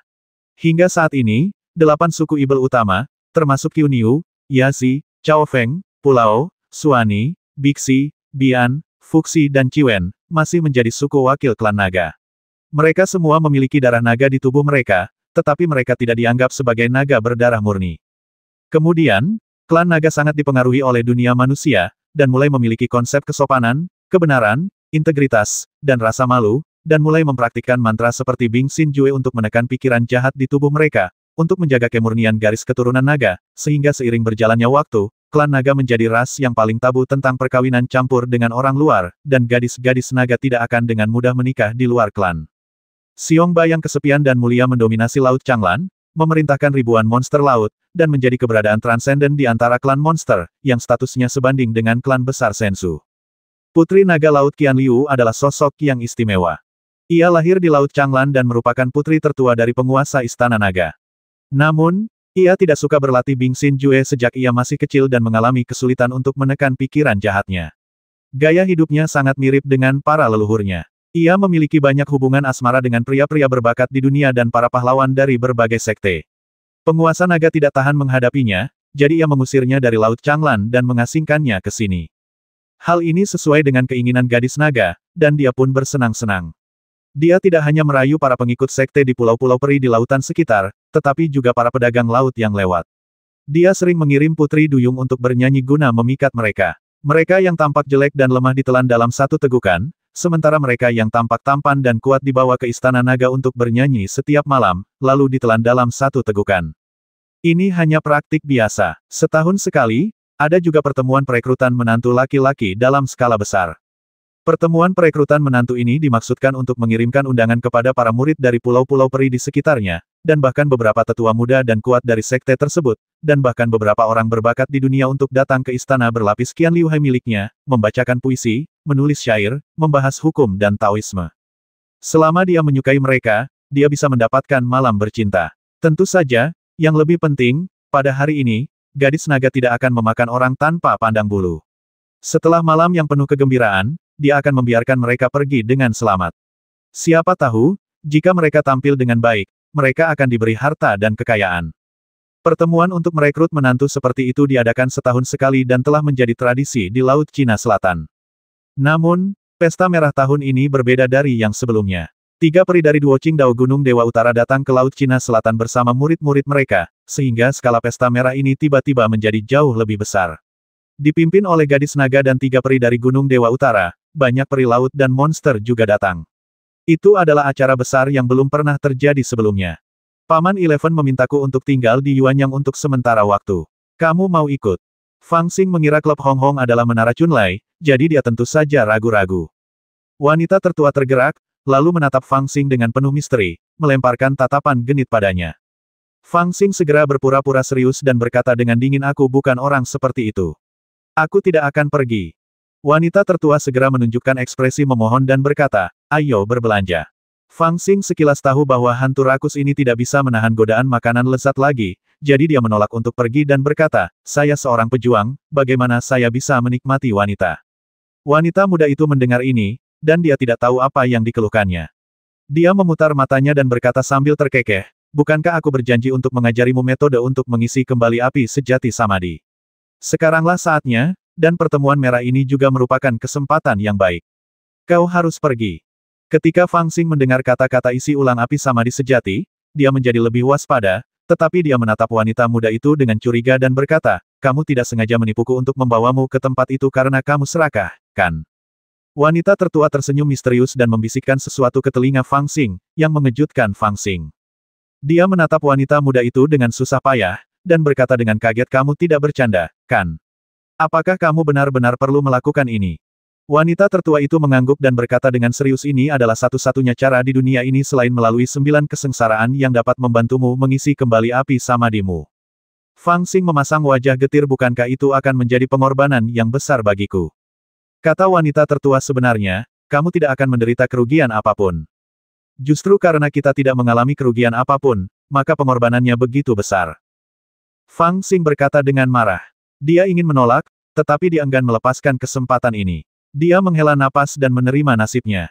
Meskipun gadis naga yang diusir telah membentuk ramuan emas 3 tahun lalu dan dapat dianggap sebagai tetua daerah tersebut, Fang Xing dan Jin Wu sama-sama sangat berani dan tidak menganggap serius gadis naga yang baru saja membentuk ramuan emas. Gadis teratai sama sekali tidak tahu cara menulis kata takut. Yang dilihatnya hanyalah berbagai macam makanan lezat. Jadi mereka bertiga cocok dan bersiap untuk pergi ke Hong Hong Hui untuk jalan-jalan. Palang merah ini diadakan di Istana Berlapis Laut 1000 Arus milik gadis naga. Laut sepanjang 1000 mil dihiasi dengan lampu dan perahu warna-warni terlihat di mana-mana, menarik satu persatu pria tampan berbaju hijau ke Istana Berlapis. Ada juga beberapa biksu yang menunggangi awan dari cakrawala. Jika mereka saling kenal, mereka akan berhenti di udara dan memberi hormat dari jauh, sambil mengepalkan tangan. Benar-benar ada sikap abadi yang tak terlukiskan. Sayang sekali setelah bertemu satu sama lain, mereka semua tersenyum dengan cara yang aneh, seolah-olah mereka tahu segalanya dan bahwa anak Anda juga ada di sini. Mereka yang datang ke pertemuan merah ini tentu saja tidak punya niat baik. Mereka datang hanya untuk mencicipi gadis naga dan 3 peri dari Gunung Dewa Utara. Meskipun para praktisi tahu bahwa alasan mengapa gadis naga dan 3 peri dari Gunung Dewa Utara begitu bebas adalah untuk mengumpulkan esensi pria dan meningkatkan kultivasi mereka, mereka semua adalah wanita cantik yang lembut yang dapat diperas untuk menghasilkan air. Gadis naga bahkan dikenal sebagai wanita tercantik di klan naga dalam 3000 tahun terakhir. Dia adalah tipe yang akan membuat pria mati rasa saat melihatnya. Tidak masalah jika mereka mengumpulkan sebagian esensi pria mereka. Gadis naga, 3 peri dari Gunung Dewa Utara, dan yang lainnya semuanya tahu betul hal ini. Jika mereka berhadapan dengan orang biasa, mereka bahkan mungkin akan kehilangan masa hidup mereka. Namun, ketika berhadapan dengan para kultivator, mereka hanya akan mencoba sebentar dan tidak akan bertindak terlalu jauh untuk menghindari musuh. Di antara banyak praktisi, ada beberapa yang datang dengan wajah bertopeng dan tidak mau menunjukkan wajah aslinya. Ini normal. Bagaimanapun, masih ada beberapa orang yang memiliki kemauan tetapi tidak memiliki keberanian. Mereka tidak akan mengungkapkan kebenaran sampai mereka memasuki istana berkaca. Istana berlapis kaca terletak di tengah Laut Qianliu, setengahnya mengapung di permukaan laut dan setengahnya lagi terendam di laut. Pintu masuknya berupa tangga giok putih setinggi lebih dari 1000 kaki, mengarah langsung ke aula kristal di titik tertinggi istana berlapis kaca. Dikelilingi oleh ombak biru tak berujung dan matahari yang terik, di bawahnya terdapat bunga dan tanaman eksotis tak berujung, burung langka, dan binatang laut. Tampaknya tempat ini seperti gua peri, dan energi spiritualnya sangat melimpah, yang menyegarkan. Tempat ini begitu penuh dengan energi spiritual, mungkinkah ada urat-urat spiritual di bawah laut? Novel terbaru diterbitkan pertama kali di Liu 9 Suba. Ketika Fang Xing, wanita tertua dan Jin Wu tiba di dekat istana berkaca, mata Fang Xing mulai berbinar. Secara umum, tempat-tempat yang diberkati dengan energi spiritual yang melimpah sering kali terletak di urat-urat spiritual, atau memiliki urat-urat spiritual di dekatnya. Begitu dia tiba di luar istana berkaca, dia merasakan bahwa energi spiritualnya begitu melimpah. Mungkin, Jika energi spiritual itu tidak dikumpulkan oleh formasi pengumpulan roh yang besar, maka pasti ada urat-urat spiritual di dekatnya. Mata Jinwu berbinar, dan dia berkata, vena spiritual tidak hanya ditemukan di daratan. Faktanya, wilayah yang ditempati oleh laut yang sunyi mungkin bahkan lebih luas dari daratan, dan ada banyak urat spiritual. Hanya saja, para pembudidaya manusia tidak terbiasa hidup di laut sepanjang tahun, jadi banyak urat spiritual ditempati oleh monster laut. Yang memiliki energi spiritual paling banyak secara alami ditempati oleh klan naga. Vena spiritual kaya akan harta karun dan mineral spiritual, itulah sebabnya klan naga terkenal kaya. Gadis naga yang diusir dari istana naga laut Changlan ini sebenarnya adalah wanita kaya dengan banyak latar belakang. Hehehehe.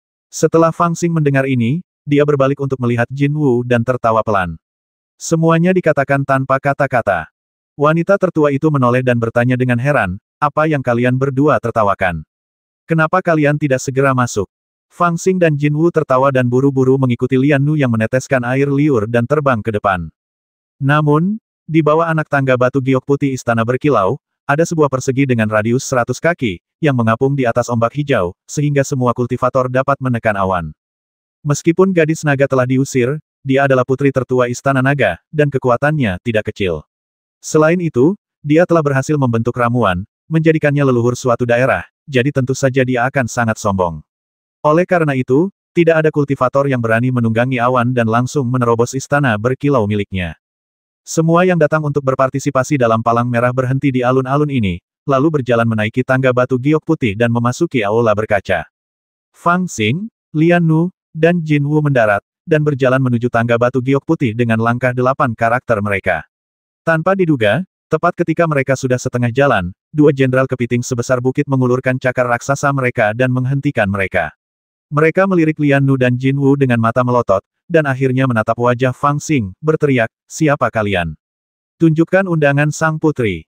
Fang Xing sudah bertanya tentang peraturan di sini sebelum membasmi monster hiu dan kerang tua itu. Dia tidak panik, tetapi berpura-pura tersenyum dan berkata, saya seorang kultivator rendah hati yang telah berlatih dengan guru saya di sebuah pulau spiritual yang berjarak 100.000 mil dari sini. Ini adalah pertama kalinya saya meninggalkan pulau itu. Ketika saya melihat acara besar seperti itu di sini, saya datang ke sini untuk melihat-lihat dan mempelajari dunia. Saya harap kedua jenderal itu akan bersikap lunak dan mengizinkan kami masuk. Sambil berkata demikian, dia mengeluarkan kantong penyimpanan dan menjejalkannya, sambil tersenyum tanpa dosa. Dia melakukan segala sesuatunya dengan cara yang sangat autentik, memberikan manfaat secara langsung, dan berbicara dengan baik. Roh kepiting paling suka dipanggil jenderal. Jenderal kepiting di sebelah kiri mengambil tas penyimpanan, mengintip ke dalam, dan keganasannya segera mereda. Dia tertawa dan menatap Fang Xing dan berkata, saya telah melihat banyak orang seperti Anda yang tidak memiliki undangan tetapi ingin melihat dunia. Biasanya, Anda tidak diizinkan masuk, tetapi sang putri telah memerintahkan bahwa orang-orang yang tampan dan sopan dapat diizinkan masuk tanpa pertahanan apapun, tetapi Anda tidak diizinkan masuk secara tiba-tiba. Apakah Anda mengerti? Fang Xing buru-buru tersenyum dan berkata, begitu ya, kamu tampan dan santun. Jenderal kepiting di sebelah kanan juga tersenyum dan berkata, saya perhatikan ini. Anak muda sangat bijaksana, masuk saja dan cari tempat duduk. Jangan menyinggung tamu dengan undangan. Selain itu, saya yakin Anda tahu tentang klub merah ini. Wanita dan tunggangan tidak diperbolehkan masuk. Anda harus membiarkan mereka menunggu di luar untuk menghindari masalah. Fang Xing agak enggan. Belum lagi wanita tertua, dia hanya masuk untuk makan makanan enak. Bagaimana mungkin dia mau tinggal di luar? Adapun Golden Crow, lebih baik membawanya juga. Jika terjadi sesuatu, kita masih bisa berharap ia akan segera keluar. Semenjak dia mengetahui bahwa wanita muda itu cantik tetapi tidak berguna, dia tidak lagi mengandalkan penyokong besarnya itu. Matanya berputar, dan dia memasukkan kantong penyimpanan lain ke dalam capit kepiting kanan. Dia tersenyum lembut dan berkata, saya harap jenderal akan bersikap fleksibel. Gadis ini adalah pembantu saya, dan dia yang paling pemalu, tetapi tidak mudah meninggalkannya di luar. Adapun burung gagak ini, ia memiliki kemampuan psikis dan dapat bernyanyi. Ia adalah hewan spiritual yang saya bawa untuk dipersembahkan kepada sang putri. Biarkan saya membawanya masuk, ia pasti tidak akan menimbulkan masalah. Mendengar apa yang dikatakannya, wanita tertua dan Jin Wu menatapnya bersamaan. Fang Xing buru-buru memberi isyarat kepada mereka untuk mengutamakan situasi secara keseluruhan. Jenderal kepiting di sebelah kanan menatap gagak emas dengan penuh minat dan berkata, ia tampak seperti binatang ibel, dan ia benar-benar bisa bernyanyi. Nyanyikan beberapa baris untuk kami dengar. Tingkat kultivasi gagak emas tampaknya hanya di alam spiritual. Jika ia tidak mengambil tindakan, siapapun akan menemukan kekurangan ini. Dengan tingkat kultivasi kedua roh kepiting ini pada tahap awal pembangunan fondasi, mereka secara alami tidak dapat melihat kekurangan apapun, jadi mereka tidak meragukannya, tetapi hanya sedikit penasaran. Jika itu benar-benar monster yang bisa bernyanyi, itu akan cukup menarik. Jinwoo dipaksa terpojok, dan Lianu menjadi sedikit tidak sabar dan berbalik untuk melotot padanya, jadi dia tidak punya pilihan selain bernyanyi dengan suara keras. Ada seorang gadis di desa bernama Xiaohua, dia lembut dan memiliki payudara besar. Aku, Tuan Jin, akan memberinya puluhan tael perak, dan aku akan tidur dengannya malam ini. Suaranya yang serak cukup keras untuk menakuti para kultivator dalam jarak beberapa puluh kaki darinya. Oh, kau memang pandai bernyanyi, tapi saudaraku, aku sarankan kau jangan memberikan hal semacam ini kepada sang putri. Kedua jenderal kepiting itu hanyalah penjaga gerbang. Mereka telah menanyakan hampir semua pertanyaan, jadi mereka berhenti bertanya. Mereka bahkan dengan baik hati mengingatkan Fang Xing bahwa jika dia memberikan burung yang rusak ini kepada sang putri, dia mungkin tidak hanya gagal memenangkan hatinya, tetapi juga terancam dibasmi. Sebelum pergi, mereka melirik wanita muda itu, tersenyum lagi, dan berkata, "Pembantumu cantik. Jangan menyesal setelah kau membawanya masuk." Tidak ada penyesalan, tidak ada penyesalan. Fang Xing buru-buru meyakinkan, dan setelah mendengar itu, kedua jenderal kepiting membiarkan mereka bertiga naik. Bukankah sang guru bernyanyi dengan baik? Jinwoo mengikutinya sambil bergumam kesal. Ketika dia tiba di depan aula, ada seekor kura-kura tua yang menjaga pintu. Setelah beberapa kali berbincang dan bertanya, Fang Xing memberikan nama palsu dan memasukkan 100 batu roh kelas atas ke dalam sakunya. Baru setelah itu dia mendapatkan token giok kecil yang dibuat-buat, yang merupakan simbol identitas. Dari tindakan ini, terlihat bahwa ada banyak orang seperti dia yang tidak bisa mendapatkan undangan tetapi tetap ingin ikut bersenang-senang. Di dalam istana berlapis kaca, setelah memasuki gerbang, terdapat aula besar, yang lebih lebar dari persegi giok putih di bawahnya. Ratusan pilar giok putih setebal pinggang gajah menopang kubah. Jika diperhatikan lebih dekat, pilar-pilar batu itu sebenarnya diukir menyerupai bentuk anupria, yang dapat dikatakan berani dan lugas. Aula itu lebarnya 300 kaki dan dalamnya 200 kaki. Lantainya dilapisi ubin glasir hijau dan dihiasi ornamen tembaga serta lampu manik-manik merah di seluruh aula. Seluruh aula dibagi menjadi 3 anak tangga, dengan anak tangga terendah di pintu masuk dan anak tangga tertinggi di bagian terdalam tempat singgasana Ratu Naga diletakkan. Ada juga area di tengah. Saat ini, seluruh aula dipenuhi dengan meja-meja kecil dan bantal-bantal, dan penuh dengan tamu. Para pelayan putri duyung yang cantik dan pelayan monster air yang tampak jelek membawa nampan dan berjalan di sekitar aula, mengantarkan makanan lezat dan anggur berkualitas seperti air yang mengalir. Namun di bagian terdalam aula, meja kecil di depan singgasana dan 3 meja kecil di sampingnya masih kosong, seolah-olah pemiliknya belum datang. Seekor ular laut yang berubah menjadi peri penjaga aula datang untuk menyambutnya dengan senyuman. Fang Xing mengikuti instruksi peri kura-kura di depan aula dan menyerahkan lencana pinggangnya. Peri ular laut itu melirik dan senyuman di wajahnya sedikit memudar. Dia melirik wanita muda dan Jinwoo di belakangnya, mencibir, dan berkata, "Daoyou terlihat seperti ini, apakah kamu akan menghadiri pertemuan merah juga? Hehe, duduklah di sini." Sambil berbicara, dia menunjuk ke suatu area di depan pintu masuk aula.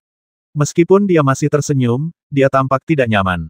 "Ada apa denganku?" Fang Xing awalnya tersenyum, tampak sopan dan rendah hati, bahkan telah menyiapkan uang hadiah. Namun, ia tidak menyangka bahwa Putri Duyung akan mengatakan hal tersebut saat ia muncul, yang membuatnya sedikit tidak puas dan ia menolak untuk memberikan hadiahnya. Setan ular laut itu sama sekali tidak peduli.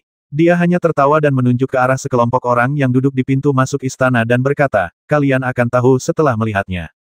Setelah berkata demikian, dia menggelengkan kepalanya pelan dan mengabaikan Fang Xing, hendak menyapa tamu terhormat baru yang baru saja memasuki aula. "Ah, Tuan Liu Qing dari Pulau Hongyan, sudah lama sejak terakhir kali aku melihatmu. Kamu meremehkanku, apakah aku tidak cukup tampan?" Semakin Fang Xing memikirkannya, semakin marah dia. Meskipun dia hanya mengubah penampilannya, penampilan umumnya tetap sama. Dia merasa tidak senang dipandang rendah oleh goblin ini. Namun, ketika dia berbalik dan melihat area yang ditunjuk Putri Duyung itu untuknya, dia mengerti apa yang dimaksud Putri Duyung itu. Meskipun ada banyak tamu di aula ini, identitas dan status mereka dibedakan dengan jelas. Di area yang paling dekat dengan singgasana Ratu Naga, ada beberapa kultivator dengan penampilan yang luar biasa.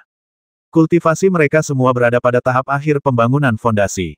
Dilihat dari pakaian mereka, identitas mereka juga luar biasa. Mereka yang bisa duduk di tempat yang paling dekat dengan sang putri pastilah tamu terhormat yang diundang ke klub merah ini. Identitas mereka tidak dapat diketahui untuk saat ini. Saya tidak tahu dari mana orang-orang itu berasal, tetapi kultivasi mereka tidak diragukan lagi yang tertinggi.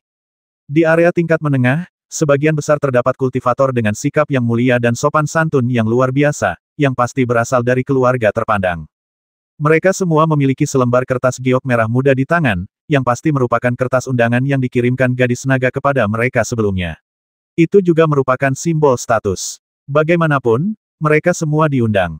Meskipun mereka tidak dapat dibandingkan dengan kelompok tamu di tingkat atas, mereka bangga diundang dan bukan orang biasa. Sedangkan untuk bagian terendah, kebanyakan dari mereka adalah kultivator seperti Fang Xing yang datang ke sini atas kemauan mereka sendiri tanpa diundang. Mereka memiliki kultivasi yang rendah dan latar belakang keluarga yang miskin. Mereka datang ke sini hanya untuk mendapatkan kesempatan memenangkan hati gadis naga, dan untuk membangun hubungan atau mendapatkan beberapa keuntungan melalui malam bercinta. Kebanyakan dari mereka berada di tahap awal pembangunan fondasi, dan beberapa bahkan berada di alam spiritual, meringkuk di sudut dengan hati-hati. Namun, meskipun orang-orang ini berstatus rendah, mereka juga memiliki ciri khas, yaitu mereka semua adalah pria yang sangat tampan. Belum lagi mereka cukup tampan untuk memikat ribuan gadis, tetapi dengan sedikit senyuman, tidak sulit bagi mereka untuk menarik sekelompok penggemar yang gila. Tidak heran mereka berani berlari ke pesta merah untuk meminta pasangan. Akan sulit untuk masuk tanpa modal semacam ini. Sebagai perbandingan, penampilan Fang Xing memang agak biasa saja. Namun Fang Xing tidak berpikir demikian. Dari sudut pandang manapun, dia merasa bahwa dirinya hampir sama dengan orang-orang ini, atau bahkan lebih tampan dari mereka. Novel terbaru diterbitkan pertama kali di Liu 9 Suba. Ibel ular itu tidak punya penglihatan. Ah, lebih dari tidak punya penglihatan, dia buta. Fang Xing marah dan duduk di tempat kosong yang acak. Suasana hatinya yang baik benar-benar hancur. Sedangkan putri sulungnya, dia tidak peduli dengan semua ini. Begitu dia duduk, dia langsung mulai menyantap makanan lezat dan anggur di meja kecil. Burung gagak emas besar sangat patuh, dan tubuh kayunya tampak berjongkok di belakang gadis teratai. Bahkan di Istana Naga, ia tidak berani bertindak gegabah. Teman Taoisku, di manakah Gunung Abadi dan siapa nama Taoismu? Seorang pria berjubah kuning muda dengan tingkat kultivasi di tahap awal pembangunan fondasi berdiri di sampingnya. Dia menoleh dengan senyum di wajahnya, mengepalkan tinjunya dan bertanya pada Fang Xing. Para biksu yang duduk di area ini semuanya menganggap orang lain sebagai pesaing. Mereka tidak memiliki wajah yang baik terhadap satu sama lain. Paling-paling, mereka hanya tersenyum kaku. Namun, ketika mereka memperlakukan Fang Xing, mereka tersenyum dengan sangat tulus. Mungkin karena mereka merasa bahwa orang ini tidak menimbulkan ancaman bagi mereka. Rasa superioritas yang samar-samar sangat jelas terlihat dalam senyuman mereka. Bukan urusanmu. Fang Xing yang murka karena diprovokasi oleh peri ular laut, memandang semua orang dengan jijik dan mengumpat dengan marah. Kakak, kamu marah banget. Wajah biksu itu membeku, dan dia mencibir dengan kemarahan yang terpendam. Apakah ini masalah besar? Fang Xing memperlihatkan sedikit aura kultivasinya, dan kultivasinya di tahap tengah pembangunan fondasi baru saja melampaui lawannya. Wajah biksu itu tiba-tiba berubah jelek. Dia pikir dia bukan tandingan Fang Xing. Dia mendengus dingin dan memalingkan mukanya. Namun, dia masih tidak mau menerimanya. Dia bergumam dengan suara rendah, apa gunanya memiliki tingkat kultivasi yang tinggi? Ini bukan kompetisi kultivasi. Fang Xing merasa tidak senang lagi saat mendengar ini. Ia hendak memarahinya lagi, tetapi tiba-tiba matanya menjadi gelap. Ia melihat roh ular laut dengan pinggang lembut mendatanginya lagi. Ia masih tersenyum, tetapi senyum itu penuh dengan penghinaan yang sulit ditemukan kesalahannya, dan itu bahkan lebih menyebalkan dari sebelumnya. Ia sengaja atau tidak sengaja melirik wanita muda yang duduk di sebelah Fang Xing dan makan dengan lahap. Ia terkekeh dan bertanya kepada Fang Xing dengan suara ringan, "Rekan Taoisku, siapa namamu?" Fang Xing tidak tahu apa yang akan dia lakukan, jadi dia memberikan nama palsunya dengan suasana hati yang buruk. "Namaku Fang Ritian, apakah ada masalah?" Begitu mendengar nama itu, terdengar suara cipratan minuman keras kemana-mana. Nama Fang Ritian, ditambah dengan suasana dan kesempatan ini, sungguh tampak agak sombong. Bahkan para biksu yang terprovokasi oleh Fang Xing pun tanpa sengaja melirik selangkangan Fang Xing, berpikir bahwa anak laki-laki ini terlihat biasa saja dan berpakaian biasa saja, tetapi dia sangat sombong. Mungkinkah dia benar-benar memiliki modal besar? Ditambah lagi, roh ular laut yang lahir dengan sepasang mata sombong itu bahkan datang untuk berbicara kepadanya, sehingga semua orang tetap diam dan menonton dari samping. Roh ular laut itu tersenyum ketika mendengar nama Fang Xing yang mendominasi, melirik selangkangan Fang Xing, lalu tersenyum manis, menunjuk ke kursi atas, dan berbisik Fang Ri, rekan Daois Fang ini, Tuan Zhu dari Pulau Jinao yang duduk di kursi atas memintaku untuk menyampaikan pesan untuknya. Dia ingin mengundang pembantumu untuk minum beberapa cangkir bersamanya. Jika kau tidak keberatan, aku akan memberimu hadiah besar setelahnya. Kamu ingin mencuri pembantu anak laki-laki ini. Setelah mendengar ini, orang-orang di sekitar segera memalingkan muka mereka dan berhenti memperhatikan apa yang terjadi di sana. Namun dalam hati mereka semua merasa bahwa sesuatu yang baik akan terjadi. Anak ini begitu sombong, dan sekarang seseorang mencoba merebut pembantunya. Mari kita lihat apa yang akan dilakukannya. Fang Xing melihat sekeliling dan melihat seorang pria gemuk dengan kemeja emas dan wajah berminyak di bagian paling atas. Dia mengangkat gelasnya ke arahnya dengan seringai jahat di wajahnya, dan matanya hampir bersinar saat dia melihat gadis teratai. Orang-orang yang datang untuk berpartisipasi dalam klub merah ini memiliki berbagai macam niat dalam pikiran. Ada yang menunggu gadis naga dan 3 peri untuk keluar dan mendapatkan kesempatan untuk mendapatkan keberuntungan, sementara yang lain begitu tidak sabar hingga mereka telah mencoba untuk menyentuh para pelayan cantik dari Istana Kaca. Namun, mereka tidak menyangka bahwa Tuan Zhu dari Pulau Jinao akan jatuh cinta pada gadis teratai dan, dengan mengandalkan statusnya, dia ingin merebutnya. Dia tidak tahu bahwa Tuan Zhu sebenarnya ada di sini bersama seorang teman, dan dia mendapat undangan hanya karena keuntungan geografisnya dan beberapa koneksi dengan Istana Kaca. Dia juga tahu bahwa dengan penampilannya, dia mungkin tidak akan bisa menjadi kekasih gadis naga dan 3 peri dari Gunung Beishan. Dia tidak perlu menunggu protagonis muncul, tetapi ketika dia melihat gadis teratai yang membuat jantungnya berdebar, dia langsung memiliki pikiran jahat. Melihat Fang Xing tidak menjawab untuk beberapa saat, roh ular laut itu tersenyum penuh arti dan berkata dengan suara rendah, Taois Fang, kami seharusnya tidak memaksamu untuk melakukan apapun. Namun, Tuan Zhu dari Pulau Jinao tidak mudah dihadapi. Dia telah menyukai pelayanmu. Lebih baik jangan pelit. Bagaimanapun, kamu membawa pelayanmu ke acara ini, jadi tidak dapat dihindari bahwa hal seperti ini akan terjadi. Dia mengancamnya, takut Fang Xing tidak akan setuju. Namun, dia tidak menyangka bahwa seseorang akan menyukai nona pembuat onar itu. Dia sangat ingin mengusirnya. Awalnya dia sedikit bingung, tetapi dia tidak menyangka bahwa seseorang akan sangat tidak beruntung hingga mengambil inisiatif untuk meminta nona pergi. Ketika dia menyadari apa yang terjadi, dia langsung berkata kepada nona sambil tertawa kecil, kalian semua mendengarnya, ada banyak makanan lezat di sana, apakah kalian ingin pergi? Wanita muda itu berkeringat deras saat makan di meja kecil tempat Fang Xing dan Jin Wu duduk. Dia merasa sedikit tidak puas, berpikir bahwa pelayan dari Istana Kaca benar-benar tidak tahu etiket dan bahkan tidak mengisi ulang makanan setelah selesai. Dia menatap pria gemuk itu dan langsung tergoda. Makanan lezat dan anggur di ketiga area itu berbeda. Makanan lezat di area atas jauh lebih banyak daripada yang ada di area bawah, dan ada pelayan yang menyajikannya secara khusus. Jika ada yang kurang, seseorang akan segera mengisinya kembali. Namun, tidak seperti area di bawah, di mana tidak ada yang akan mengisi ulang makanan setelah selesai. Ketika dia menyadari hal itu, dia langsung mengangguk, meletakkan sashimi ikan yang sedang dicelupnya dalam kecap asin, dan berkata, jalankan. Fang Xing segera berbalik dan berkata kepada roh ular laut, singkirkan. Setan ular laut sedikit terkejut melihat Fang Xing begitu terus terang. Taois Fang mudah diajak bicara. Seseorang, kemarilah dan bawakan sebotol anggur lagi untuk Taois Fang. Roh ular laut itu telah menyelesaikan tugas yang dipercayakan oleh Tuan Zhu dari Pulau Jinao, jadi tentu saja dia tidak akan mencampuri urusan orang lain. Dia dengan tenang memerintahkan seseorang untuk mengirim sebotol anggur kepada Fang Xing. Dari sudut pandangnya, seolah-olah dia telah menukar pembantu Fang Xing dengan sebotol anggur ini. Dalam hatinya, dia semakin meremehkan Fang Xing, berpikir bahwa pria malang ini menyerahkan pembantunya tanpa berpikir 2 kali, dan sikap menjilatnya benar-benar menjijikkan. Melihat hal itu, para biksu yang duduk di sekitar Fang Xing menatapnya dengan pandangan jijik, dan tidak ada seorang pun yang datang menyambutnya lagi. Haha, selamat dulu, Kakak Zhu. Kamu, yang ikut denganku, harus menggendong wanita cantik di lenganmu dulu. Di ujung lorong perjamuan, seorang lelaki berjubah abu-abu yang duduk paling dekat dengan singgasana Ratu Naga, melihat Putri Duyung menuntun pelayan kecil yang luar biasa cantik itu ke arahnya, lalu ia berbalik sambil tersenyum dan bercanda dengan Zhu Shao, penguasa Pulau Jinao. Penguasa Pulau Zhu Shao tampaknya tidak menyangka akan sesempurna itu. Ia tersenyum lebar hingga mata kecilnya tidak terlihat. Ia melambaikan tangannya dan berkata, Saudara Jiang, jangan mengolok-olok saya.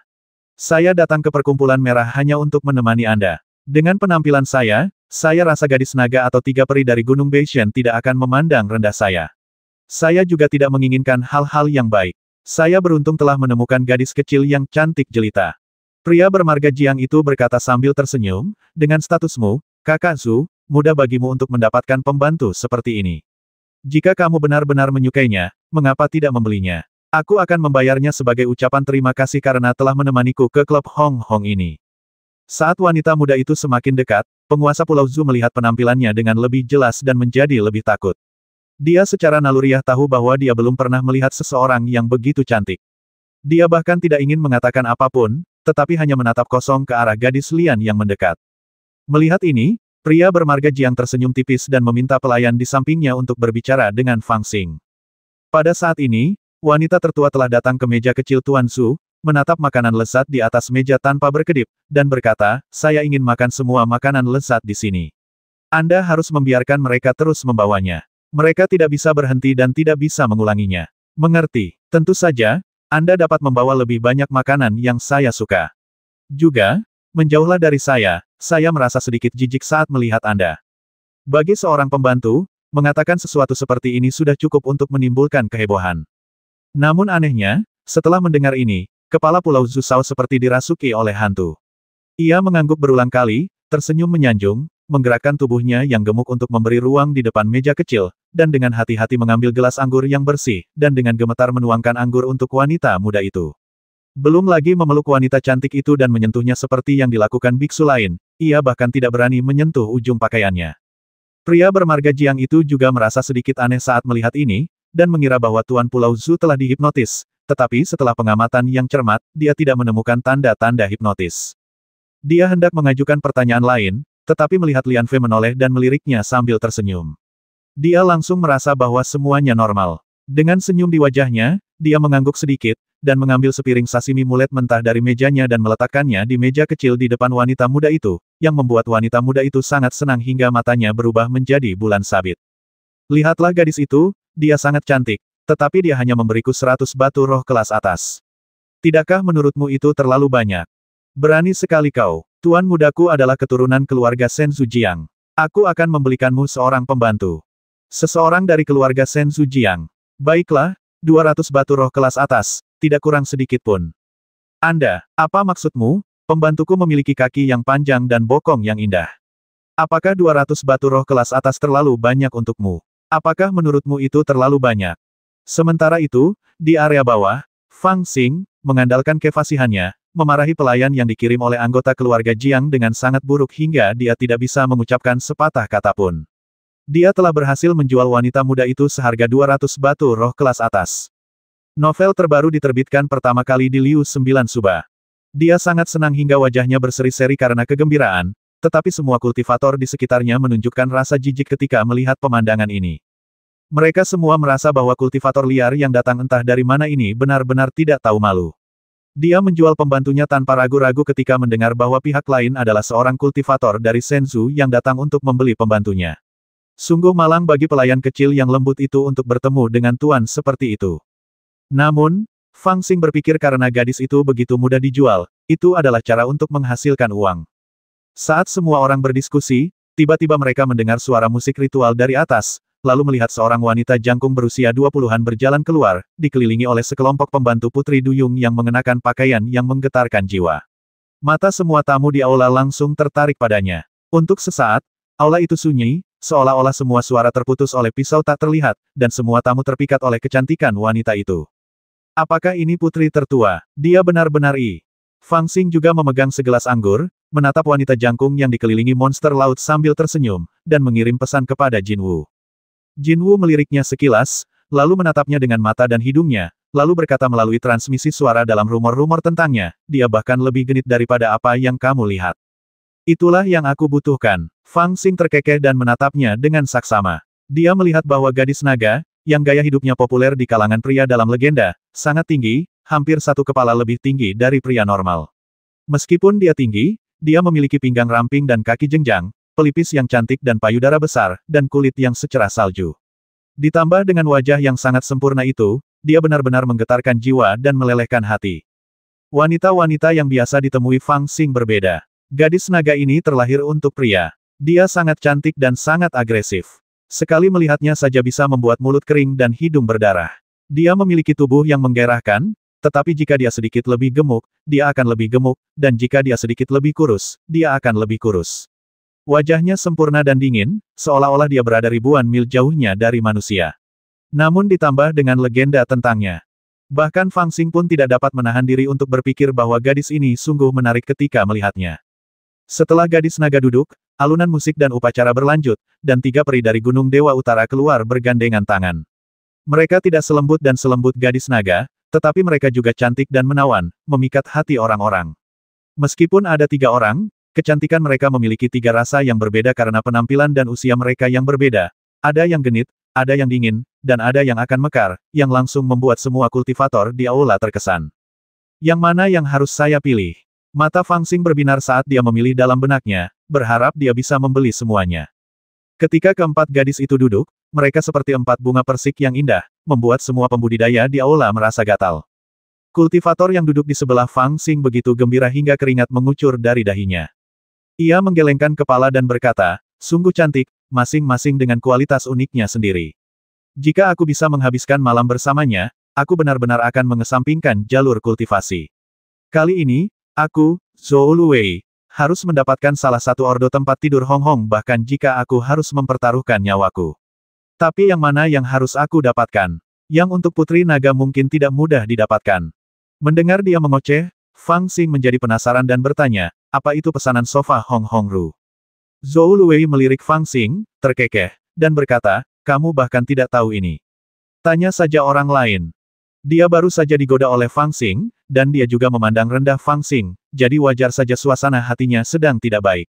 Fang Xing melotot ketika mendengar ini dan berbisik, otang pembawa sial, apakah kamu mencari kematian?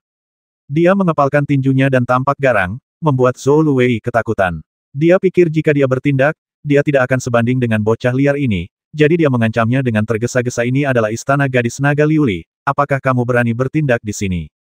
Fang Xing terkekeh, memutar matanya, dan berkata, baiklah, aku tidak akan mengalahkanmu di sini, tetapi kamu tidak bisa hidup di istana kaca setiap hari, hehe, ketika klub merah selesai, aku akan memblokirmu setiap hari dan tidak akan selesai sampai aku membasmimu. Ancaman yang nyata ini membuat Zhou Luwei berkeringat dingin. Dia baru berada di tahap awal pembangunan fondasi, dan latar belakang sektenya tidak setara. Kalau tidak, dia tidak akan bisa duduk di posisi yang lebih rendah ini yang paling dekat dengan pintu istana. Dia datang ke pertemuan Hong Hong hanya untuk mendapatkan kesempatan bagus melalui tamu ini. Sekarang dia bahkan belum tidur, tetapi dia telah membuat musuh yang kuat. Bukankah ini kerugian besar? Aku sudah mengambil keputusan dan merasa seharusnya aku tidak memprovokasi orang menyebalkan kecil ini. Fang Xing bisa melihat bahwa dia sedikit takut, jadi dia terkekeh dan berkata, apakah kamu takut sekarang? Apakah kamu masih keras kepala? Melihat ini, Zhou Luwei buru-buru tersenyum dan berkata, Dao You benar-benar sangat marah. Lelucon bisa membuatmu menganggapnya begitu serius. Apapun yang ingin kau tanyakan, aku tidak akan menyembunyikannya. Perintah sofa Hong Hong bagaikan bola yang dilempar oleh sang putri dan 3 peri dari Gunung Dewa Utara Duo Qingdao. Masing-masing dari 4 orang memiliki satu. Selama kau mendapatkan perintah ini, kau dapat menikmati 3 hari cinta. Jadi ini sertifikat untuk tidur. Fang Xing merenung sejenak, lalu bertanya, bagaimana cara kita merebut token ini? Haruskah kita bertarung? Zhou Luwei berkata sambil tersenyum, jika kita ingin bertarung demi ordo sofa merah, mengapa repot-repot? Tidak bisakah kita mengundang siapapun yang memiliki kultivasi lebih tinggi? Selain itu, sang putri dan 3 peri dari Gunung Dewa Utara Duo Qingdao bukanlah kupu-kupu malam di dunia fana, yang dapat diperebutkan oleh orang lain. Oleh karena itu, ordo sofa merah sebenarnya ditetapkan oleh sang putri dan 3 peri, dan kemudian kita bersaing dengan kemampuan kita. Itu bisa berupa pertarungan, diskusi, atau bahkan membaca puisi atau melepas celana untuk membandingkan ukuran. Itu semua tergantung pada keinginan keempat peri. Membandingkan ukuran, Fang Xing tertegun sejenak, menunduk, dan berkata sambil tersenyum, lalu, apa yang kalian perebutkan? Jin Wu, yang duduk seperti ayam kayu di sebelahnya, tiba-tiba terbatuk pelan, meraih gelas anggur di atas meja dengan cakarnya, dan meminum semuanya dalam satu tegukan dengan ekspresi arogan di wajahnya. Fang Xing langsung marah dan memarahi, kita manusia bersaing untuk melihat siapa yang lebih kuat. Mengapa kamu, burung yang terluka, ikut bersenang-senang? Hei, Jin Wu menatap Fang Xing dan Zhou Luwei yang tercengang dengan jijik, seolah dia tidak ingin berdebat dengan mereka. Fang Xing terlalu malas untuk memperhatikannya dan terus bertanya kepada Zhou Luwei. Dia hampir memahami aturan klub merah. Dia tahu bahwa klub merah berlangsung selama 10 hari.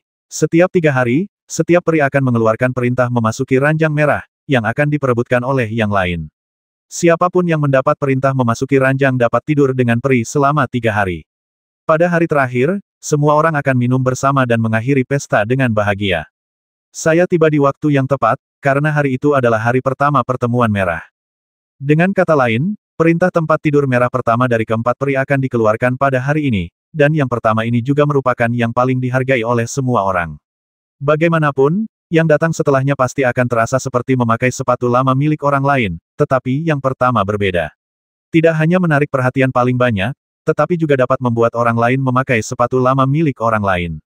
Selain itu, ada juga contoh orang pertama yang mendapat perintah untuk duduk di tempat tidur, yang melayani gadis naga dengan sangat baik sehingga dia tidak mengganti orang tersebut selama 10 hari berturut-turut. Selain itu, setelah meraih perintah pertama untuk duduk di tempat tidur, selama Anda dapat bertahan, Anda dapat meraih perintah berikutnya. Setelah bertanya tentang aturannya, Fang Xing mulai memikirkannya. Menurut apa yang dikatakan Lian Nu kepadanya, dia akan mencoba mendapatkan pesanan sofa merah sebanyak mungkin. Dia hanya tidak tahu tanda seperti apa yang akan dibuat oleh keempat peri itu. Jika mereka tidak melepas celana mereka untuk membandingkan ukuran, dia takut dia tidak yakin akan menang. Namun, metode yang disebutkan oleh wanita tertua itu sangat sulit digunakan dengan paksa, jadi dia hanya bisa membiarkan alam mengambil jalannya.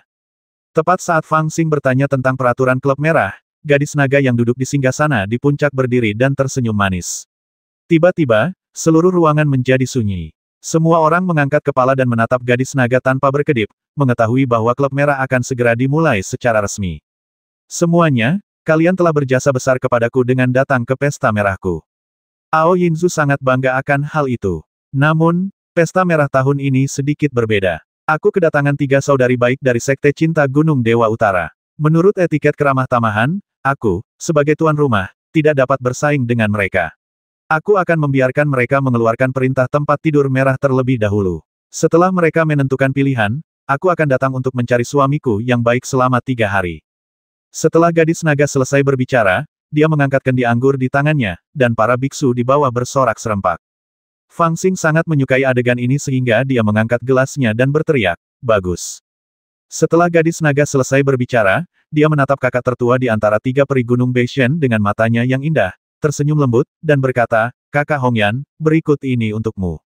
Aku lihat kamu sudah memilih begitu lama, apakah ada yang kamu minati?" Kakak tertua, peri Hongyan, tersenyum tipis dan berkata, "Ada beberapa yang setuju. Tempat kakak masih yang terbaik." Begitu undangan disebarkan, semua biksu dari tempat lain akan datang untuk menunjukkan dukungan mereka. Tidak seperti Gunung Beishen kita. Sekte-sekte di sekitar menganggap kita sebagai ular dan binatang berbisa, dan memerintahkan murid-murid mereka untuk tidak bergaul dengan kita. Beberapa dari mereka bahkan lebih ekstrim, mengatakan bahwa kita adalah sekte ibel dan ingin mengusir kita ke Shihenryuzu. Gadis naga itu terkekeh dan berkata, "Metode sekte Duoqingmu benar-benar terlalu berlebihan. Kau tidak hanya mencuri esensi yang milik orang lain, kau juga mencuri kultivasi mereka.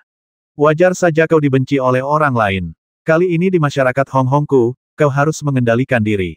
Tidak apa-apa mencuri esensi yang dan kultivasi, tetapi jika ada yang meninggal, reputasi masyarakat Hong Hongku akan hancur." Peri Hongyan tersenyum dan berkata, "Jangan khawatir, saudari, aku tahu apa yang sedang terjadi." Setelah mengatakan itu, dia berbalik dan melirik kedua adik perempuannya. Ketika dia melihat adik perempuannya yang ketiga Qing Yan, yang menundukkan kepalanya dan tidak berbicara, dia sepertinya telah memikirkan sesuatu dan berkata kepada gadis naga, "Kakak Yinzu, meskipun ada urutan senioritas, adik perempuanku Qing Yan baru saja menguasai keterampilan asmara dan masih memiliki tubuh yang sempurna. Mengapa kita tidak memberinya hadiah pertama kali ini dan biarkan dia memilih terlebih dahulu?" Tentu saja, gadis naga tidak akan menolak. Dia setuju sambil tersenyum dan menunggu goblin kecil itu mengajukan pertanyaan. Novel terbaru diterbitkan pertama kali di Liu 9 Suba. Si goblin kecil tampak sedikit tidak senang, menggigit bibirnya, dan tidak ada yang tahu apa yang sedang dipikirkannya. Ketika kakak perempuan kedua sekte Duoqing, Bi Yan, melihat ini, dia memegang tangan Qing Yan dan membisikkan sesuatu untuk membujuknya. Qing Yan akhirnya mengangkat kepalanya. Di bawah tatapan penuh semangat dari para kultivator lain di istana, dia menggigit bibirnya, mengeluarkan 8 bendera formasi, dan melemparkannya satu persatu ke ruang terbuka di aula. Segera formasi itu dipenuhi dengan bendera dan dikelilingi oleh kabut ungu, dan berubah menjadi formasi sihir, yang kedalamannya tidak dapat dilihat. Peri Qingyan berkata, jika kau ingin menyentuhku, kau setidaknya harus melewati lingkaran sihir ini. Yang Mulia dan semua kultivator tercengang saat mendengar ini. Mereka pernah mendengar berbagai topik di klub merah ini sebelumnya, bahkan melepas celana untuk membandingkan ukuran adalah hal yang biasa, tetapi mereka belum pernah melihat kompetisi menghancurkan formasi. Lagi pula, semua orang datang ke sini untuk bersenang-senang, jadi Anda memilih mereka yang berbakat, kuat dan berkuasa, atau tampan dan elegan, tetapi mengapa Anda memilih seseorang yang ahli dalam formasi? Qingyan juga tidak mengatakan apa-apa. Dia menggigit bibirnya dan menatap para biksu yang terkejut di bawah, tetapi tidak berbicara. Untuk sesaat, suasananya terasa agak canggung. Melihat ini, gadis naga tersenyum dan berkata dengan lembut, Kakak Biyan masih perawan, yang merupakan berkah bagi kalian para binatang buas. Dia pemalu dan pertanyaan yang dia tandai sulit. Kalian semua adalah tokoh terkemuka di bidang masing-masing. Apakah tidak ada seorang pun yang dapat mematahkan lingkaran sihir ini? Aku, Ao Yinzu, tidak pernah menyangka bahwa orang-orang yang diundang ke klub Hong Hong akan menjadi sekelompok pecundang. Kata-kata ini, setengah menyemangati dan setengah membujuk, segera menarik banyak orang untuk menanggapi. Seorang kultivator yang merasa sulit untuk memenangkan tatanan ranjang merah gadis naga dan memiliki beberapa pencapaian dalam susunan sihir berdiri, berjalan ke depan susunan sihir dengan suara yang jelas, menunjukkan senyum romantis dan tak terkendali yang diproklamirkan sendiri kepada Peri Qingyan di samping gadis naga, membungkuk sedikit, dan kemudian melangkah ke dalam susunan sihir. Ketika dia tersenyum padanya, peri kecil Biyan masih memiliki ekspresi tidak senang dan acuh tak acuh di wajahnya, tanpa tanggapan apapun. Melihat hal ini, Hongyan dan Biyan merasa sedikit malu dan menjelaskan kepada Long Fei dengan suara pelan, meskipun adik perempuan kita adalah penerus yang dihargai oleh guru kita dan telah mempelajari arti sebenarnya dari seni asmara, dia ditahan di gerbang gunung karena metodenya belum sempurna. Meskipun dia adalah anggota sekte asmara, dia bahkan belum pernah bertemu banyak pria sampai sekarang. Ketika aku membicarakan hal-hal ini dengannya sebelumnya, dia tidak banyak menolak. Sekarang hal-hal baik sudah dekat, dia merasa sedikit malu. Mungkin dia terlalu malu. Begitu dia mengambil langkah pertama, semuanya akan baik-baik saja. Aku harap sang putri akan memaafkanku. Gadis naga itu tersenyum tipis, tanpa berkomentar, dan berkata itu tergantung pada pendapatnya sendiri, kalau tidak, itu tidak akan berarti. Saat mereka sedang berbicara, tiba-tiba terdengar teriakan dari lingkaran sihir. Orang yang menerobos masuk ke dalam lingkaran sihir itu tidak keluar dari ujung lingkaran sihir yang lain, tetapi berusaha keluar dari pintu masuk. Wajahnya berubah hitam dan dia menjerit kesakitan. Itu sebenarnya pertanda keracunan. Kejadian ini begitu tiba-tiba dan tak terduga sehingga bahkan Peri Hongyan pun terkejut. Dia terbang dari panggung dan memberinya penawar racun. Menghadapi tatapan curiga atau marah para biksu, Peri Qingyan berkata dengan tenang, Sekte Duoqing kami paling terkenal dengan Duoqing Jue dan metode penggunaan racun. Kalian pasti tahu bahwa aku menaruh asap beracun di lingkaran sihir, yang merupakan hal yang biasa. Jika kalian ingin tahu tentangku, maka jangan takut dengan racun. Setelah detoksifikasi dan melewati lingkaran sihir, pikirkan tentang perintah masuk ranjang merahku. Akan lebih baik jika dia tidak mengatakannya. Setelah kalimat ini diucapkan, para pembudidaya menjadi semakin marah. Meskipun kompetisi di konferensi Hong Hong bertujuan untuk memperebutkan ordo tempat tidur Hong Hong, sebenarnya itu adalah cara untuk menghidupkan suasana. Sebelumnya, tidak peduli seberapa rumit pertanyaannya, tidak ada yang terbasmi. Namun, akan baik-baik saja jika Peri Qingyan telah membuat lingkaran sihir dan membiarkan orang-orang masuk, tetapi dia telah menaruh racun mematikan di dalam lingkaran sihir itu. Apakah ini ritme yang mengancam jiwa? Suasana di aula itu amat menyedihkan.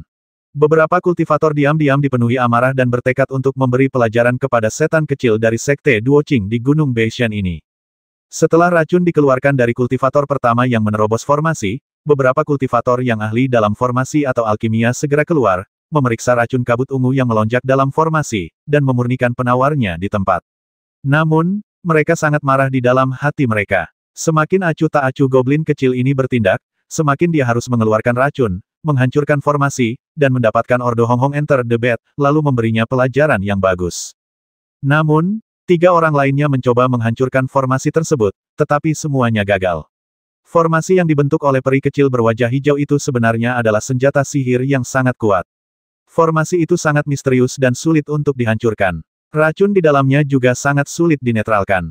Bahkan pil detoksifikasi yang dimurnikan sementara hanya dapat bertahan untuk sementara waktu. Setelah waktu yang lama, mereka masih akan diserang oleh racun. Kombinasi keduanya sangat kuat. Untuk dapat menerobos formasi ini, seseorang harus berhasil sebelum diserang oleh racun, jika tidak, jika menunda terlalu lama, maka akan menjadi sangat berbahaya. Untuk sesaat, pertemuan Hong Hong ini tampaknya tidak dapat dilanjutkan. Sebenarnya, ada orang-orang yang cakap di aula ini, tetapi tujuan orang-orang ini datang ke sini sebagian besar adalah untuk gadis naga. Tentu saja, mereka tidak akan berhenti untuk goblin kecil seperti itu saat ini, karena takut mereka akan merebut undangan tidur Hong Hong dari goblin kecil itu dan kehilangan kesempatan untuk menjadi kekasih gadis naga. Sepertinya kamu tidak bisa menghancurkan formasi ini. Sungguh mengecewakan. Aku akan menyingkirkan formasi ini. Si goblin kecil berwajah hijau menunggu sejenak, dan melihat tidak seorang pun berani masuk dan menghancurkan formasi itu, dia tersenyum penuh kemenangan dan hendak menyingkirkan formasi itu. Namun, pada saat itu, sebuah suara terkekeh dan berkata, "Mengapa kamu terburu-buru? Biar aku coba." Ketika semua orang mendongak, mereka melihat seorang biksu duduk paling dekat dengan pintu aula. Ia tampak biasa saja, dan jubahnya tidak secerah yang lain. Di aula ini, di mana hampir semua orang berwajah tampan atau berpakaian anggun, ia cukup mencolok. Tentu saja, hal mencolok ini bukanlah hal yang baik, terutama karena ia tampak terlalu biasa, yang membuatnya mencolok. Pada dasarnya, ia seperti seekor ayam yang berdiri di tengah kawanan burung phoenix. Begitu banyak biksu telah menderita kerugian, apakah Fang Ritian akan menerima tantangan berat? Dengan penampilannya, mustahil baginya untuk memenangkan hati gadis naga. Dia hanya memanfaatkan kesempatan untuk mengingini peri kecil itu. Para kultivator di sekitar Fang Xing semuanya merenung dalam hati mereka. Goblin berwajah hijau yang duduk di platform atas tidak berkata apa-apa dan menatap Fang Xing dengan dingin. Aku tidak tahu apakah metode yang disarankan gadis otang pembawa sial itu akan berhasil. Mari kita mulai dengan gadis kecil ini. Dia terlihat lebih mudah ditangani. Fang Xing juga merenung dalam benaknya, dengan senyum di wajahnya, dia datang ke lingkaran sihir yang dikelilingi kabut ungu, ragu-ragu sejenak, menarik napas, dan melangkah ke dalam formasi. Pada saat ini, dia memegang jimat giok komunikasi di tangannya. Setelah memasuki formasi, dia mengedarkan kekuatan spiritualnya untuk melindungi andalamnya agar tidak diserang oleh racun, dan pada saat yang sama terus melaporkan lokasi lingkaran sihir yang dilihatnya kepada gagak emas di luar. Jinwu bertanggung jawab atas perhitungan. Mereka berdua sangat akrab dengan hal semacam ini dan tidak menganggap serius formasi tersebut. Namun, dengan kekuatan spiritual Fang Xing, racun dalam formasi tersebut cukup untuk menahannya sebelum menghancurkan formasi tersebut dan mencegahnya dari korosi. Dengan kemampuan itu, menghancurkan formasi akan menjadi hal yang mudah. Di bawah tatapan heran para kultivator lainnya, dalam waktu kurang dari secangkir teh, Fang Xing muncul dari ujung lain lingkaran sihir dengan senyuman di wajahnya. Melihat wajah sombongnya, ekspresi goblin kecil berwajah hijau itu langsung berubah sangat jelek. Aduh, aku tidak menyangka kalau orang ini akan merebut hadiah pertama. Di area bawah, Zhou Luwei, yang baru saja bertengkar dengan Fang Xing, juga mendesah pelan, tetapi dia tampaknya tidak terlalu cemburu. Ekspresi kedua peri Hongyan dan Bian serta gadis naga dari Sekte Duoqing tiba-tiba melembut. Mereka bahkan merasa bahwa pria bernama Fang Ritian ini telah membantu mereka keluar dari kesulitan. Sebenarnya peri kecil Qingyan lah yang telah membuat suasana menjadi canggung. Peri merah segera memegang tangan peri hijau sambil tersenyum, menariknya ke bawah, dan berkata sambil tersenyum meskipun pertanyaan tentang adik perempuan itu aneh, kamu benar-benar telah memilih pria yang baik. Ordo Ranjang Merah adalah milikmu. Kesempatan yang baik sulit ditemukan, jadi jangan sia-siakan malam musim semi ini. Ayo kita pergi ke kamar pengantin sekarang. Rekan Taoisku, adik perempuanku masih perawan, kamu harus tahu cara mencintainya. Fang Xing tercengang ketika mendengar ini pergi sekarang. Peri Hongyan tersenyum dan berkata, jika kamu tidak pergi sekarang, berapa lama kamu akan menunggu? Fang Xing menggaruk kepalanya, agak terkejut. Dia masih ingin mendapatkan beberapa token lagi, tetapi kemudian dia berubah pikiran dan berpikir bahwa karena gadis kecil ini masih sangat muda, tidak akan butuh waktu lama untuk menghadapinya. Dia bisa masuk dan mencoba metode ini terlebih dahulu, lalu keluar untuk mengambil token lainnya. Dia seharusnya masih punya waktu. Lagi pula, dia punya waktu seharian untuk melakukan apapun yang dia inginkan. Jadi dia terkekeh dan mengulurkan tangan untuk menarik peri kecil itu. Namun, si goblin kecil mendengus dingin, berbalik terlebih dahulu dan berjalan menuju aula samping. Fang Xing merasa sedikit malu, dan diam-diam kesal mengapa aku harus memakai alas setelah menjadi kupu-kupu malam. Lihat bagaimana aku menghukummu. Rekan Taoisku, kamu cukup beruntung. Mengapa kamu tidak segera pergi ke sana? Roh ular laut yang menyebalkan itu muncul lagi, menatap Fang Xing sambil tersenyum, seolah-olah dia mengira dirinya sedang beruntung. Fang Xing tidak menyukainya dari lubuk hatinya. Dia melotot penuh kebencian, lalu berbalik dan mengikuti si goblin kecil ke aula samping. Ada banyak kamar samping di aula samping istana berlapis kaca. Kegunaannya tentu saja tidak perlu dijelaskan lebih lanjut. Semakin dekat ke aula utama, semakin mewah dekorasinya. Namun, si goblin kecil mengabaikan kamar samping di dekat aula utama, dan berjalan di sepanjang koridor ke bagian terdalam aula samping tanpa menoleh ke belakang. Ada yang salah dengan gadis ini. Mungkinkah dia tidak menyukaiku? Fang Xing sangat marah dalam hatinya, aku akan membiarkanmu merasakan kekuatanku. Dengan ide yang buruk dalam benaknya, Fang Xing mulai melihat sekeliling. Ketika Qing Yan melewati pintu kamar sayap, dia tiba-tiba melangkah maju, melingkarkan lengannya di pinggang Qing Yan dan mendorong pintu kamar sayap itu hingga terbuka. Dia kemudian terbang ke tempat tidur sambil menggendong Qing Yan, dan berkata sambil menyeringai, sayangku, mengapa kau berlari sejauh ini? Aku tidak bisa menunggu lebih lama lagi. Malam ini terlalu pendek, jadi ikuti saja aku, tuan mudamu. Sambil mengucapkan kata-kata menggoda itu, dia siap melaksanakan rencananya dengan tangannya. Namun, pada saat ini, dia tiba-tiba menjadi waspada dan memiringkan kepalanya ke belakang, menghindari jimat yang menempel di dahinya seperti kilat. Itu sebenarnya jimat yang menenangkan. Jika dia terjebak dengan jimat ini, bahkan dengan kultivasi Fang Xing sendiri, dia mungkin tidak akan bisa melepaskan diri untuk sementara waktu, dan akan menjadi seperti boneka, yang bergantung pada belas kasihan orang lain. Goblin berwajah hijau itu melihat bahwa Fang Xing menghindari jimat penenang itu, jadi dia menggertakkan giginya dan membuat beberapa gerakan tangan. Dari tas penyimpanan yang diikatkan ke pahanya yang halus dan ramping, dua sinar cahaya, satu hijau dan satu merah, tiba-tiba melesat keluar dengan suara mendesing. Itu adalah dua pedang terbang yang sangat kuat, yang menusuk ke arah wajah Fang Xing dengan niat membasmi. Pada saat yang sama, dia mengangkat tangan putihnya dengan ringan, mengirimkan gumpalan kabut ungu. Novel terbaru diterbitkan pertama kali di Liu 9 Suba. Otang pembawa sial, ini kan cuma tempat tidur, apa perlu sampai membasmi seseorang? Fang Xing sangat kesal, dia pikir tidak apa-apa kalau setan kecil ini tidak mau tidur dengannya, tapi kenapa dia langsung menggunakan jurus mematikan? Jelas bahwa ibel kecil berwajah hijau ini awalnya ingin menggunakan jimat penenang untuk mengendalikan dirinya, tetapi ketika dia melihat bahwa jimat penenang gagal, dia hanya menggunakan jurus pembasminya. Aku benar-benar tidak tahu dari mana niat membasmi yang begitu kuat itu berasal dari dalam hatinya, tetapi mengingat kekuatan Fang Xing, dia tidak takut padanya. Sambil tertawa keras, dia mengangkat telapak tangannya ke udara dan meraih dua pedang terbang di tangannya. Dia mematahkannya menjadi 4 bagian dengan lipatan santai dan melemparkannya ke tanah. Adapun tangan peri berwajah hijau yang menamparkan mulut dan hidungnya dengan gumpalan kabut ungu, Fang Xing lebih santai. Dia meraih tangan peri itu dengan satu tangan dan menekan tangan lainnya di pinggangnya. Dengan mengangkatnya sedikit, dia melemparkannya ke sofa seperti guk-guk mati.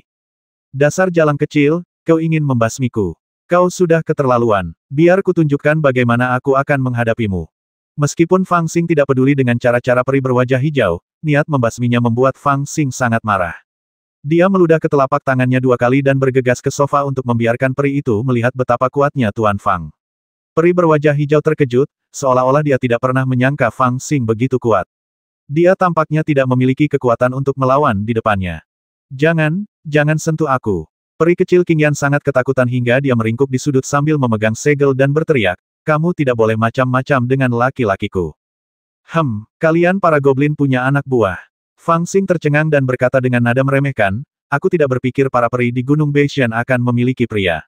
Siapa yang menginginkan orang menyebalkan ini? Goblin berwajah hijau itu panik, meringkuk di sudut seperti anak kucing, melambaikan cakarnya yang tidak terlalu tajam untuk menghentikan Fang Xing agar tidak mendekat, dan berteriak, aku sudah punya pacar, dan aku hanya akan bersamanya dalam hidup ini. Jika kau menyentuhku, aku lebih baik mati. Tentu saja, aku juga tidak ingin mati, tetapi sebaiknya kau tidak menyentuhku, atau saat dia mengetahuinya, kau tidak akan hidup atau mati. Melihat perilaku ibel kecil ini, Fang Xing kehilangan energinya. Jika dia tidak bekerja sama, dia tidak bisa menggunakan sihirnya. Namun, dia sangat tidak senang melihat seorang gadis yang seharusnya tidur dengannya bertindak seperti wanita suci untuk pria lain. Dia berpura-pura menerkamnya, aku ingin melihat seberapa kuat priamu. Peri kecil Qing Yan ketakutan dan membeberkan rahasia di dalam hatinya, laki-lakiku adalah Fang Xing, si jenius nomor 1 di Nansan. Beraninya kau menyentuhku. Fang Xing tertegun, dan gerakan yang hendak diambilnya untuk menerkam terhenti di udara. Melihat Fang Xing ketakutan, ekspresi lega terpancar di wajah peri kecil Qing Yan. Bagaimanapun, dia sudah menceritakan rahasia di dalam hatinya, Jadi dia mungkin sebaiknya menyerang selagi besi masih panas dan berteriak dia adalah orang yang berani membasmi bahkan Huang Fu Daoxi. Dia terkenal di seluruh selatan. Aku tidak percaya kau belum pernah mendengar namanya. Aku katakan padamu, aku sudah menjadi miliknya. Jika kau berani menyentuhku, berhati-hatilah agar dia tidak memotongmu menjadi beberapa bagian. 370.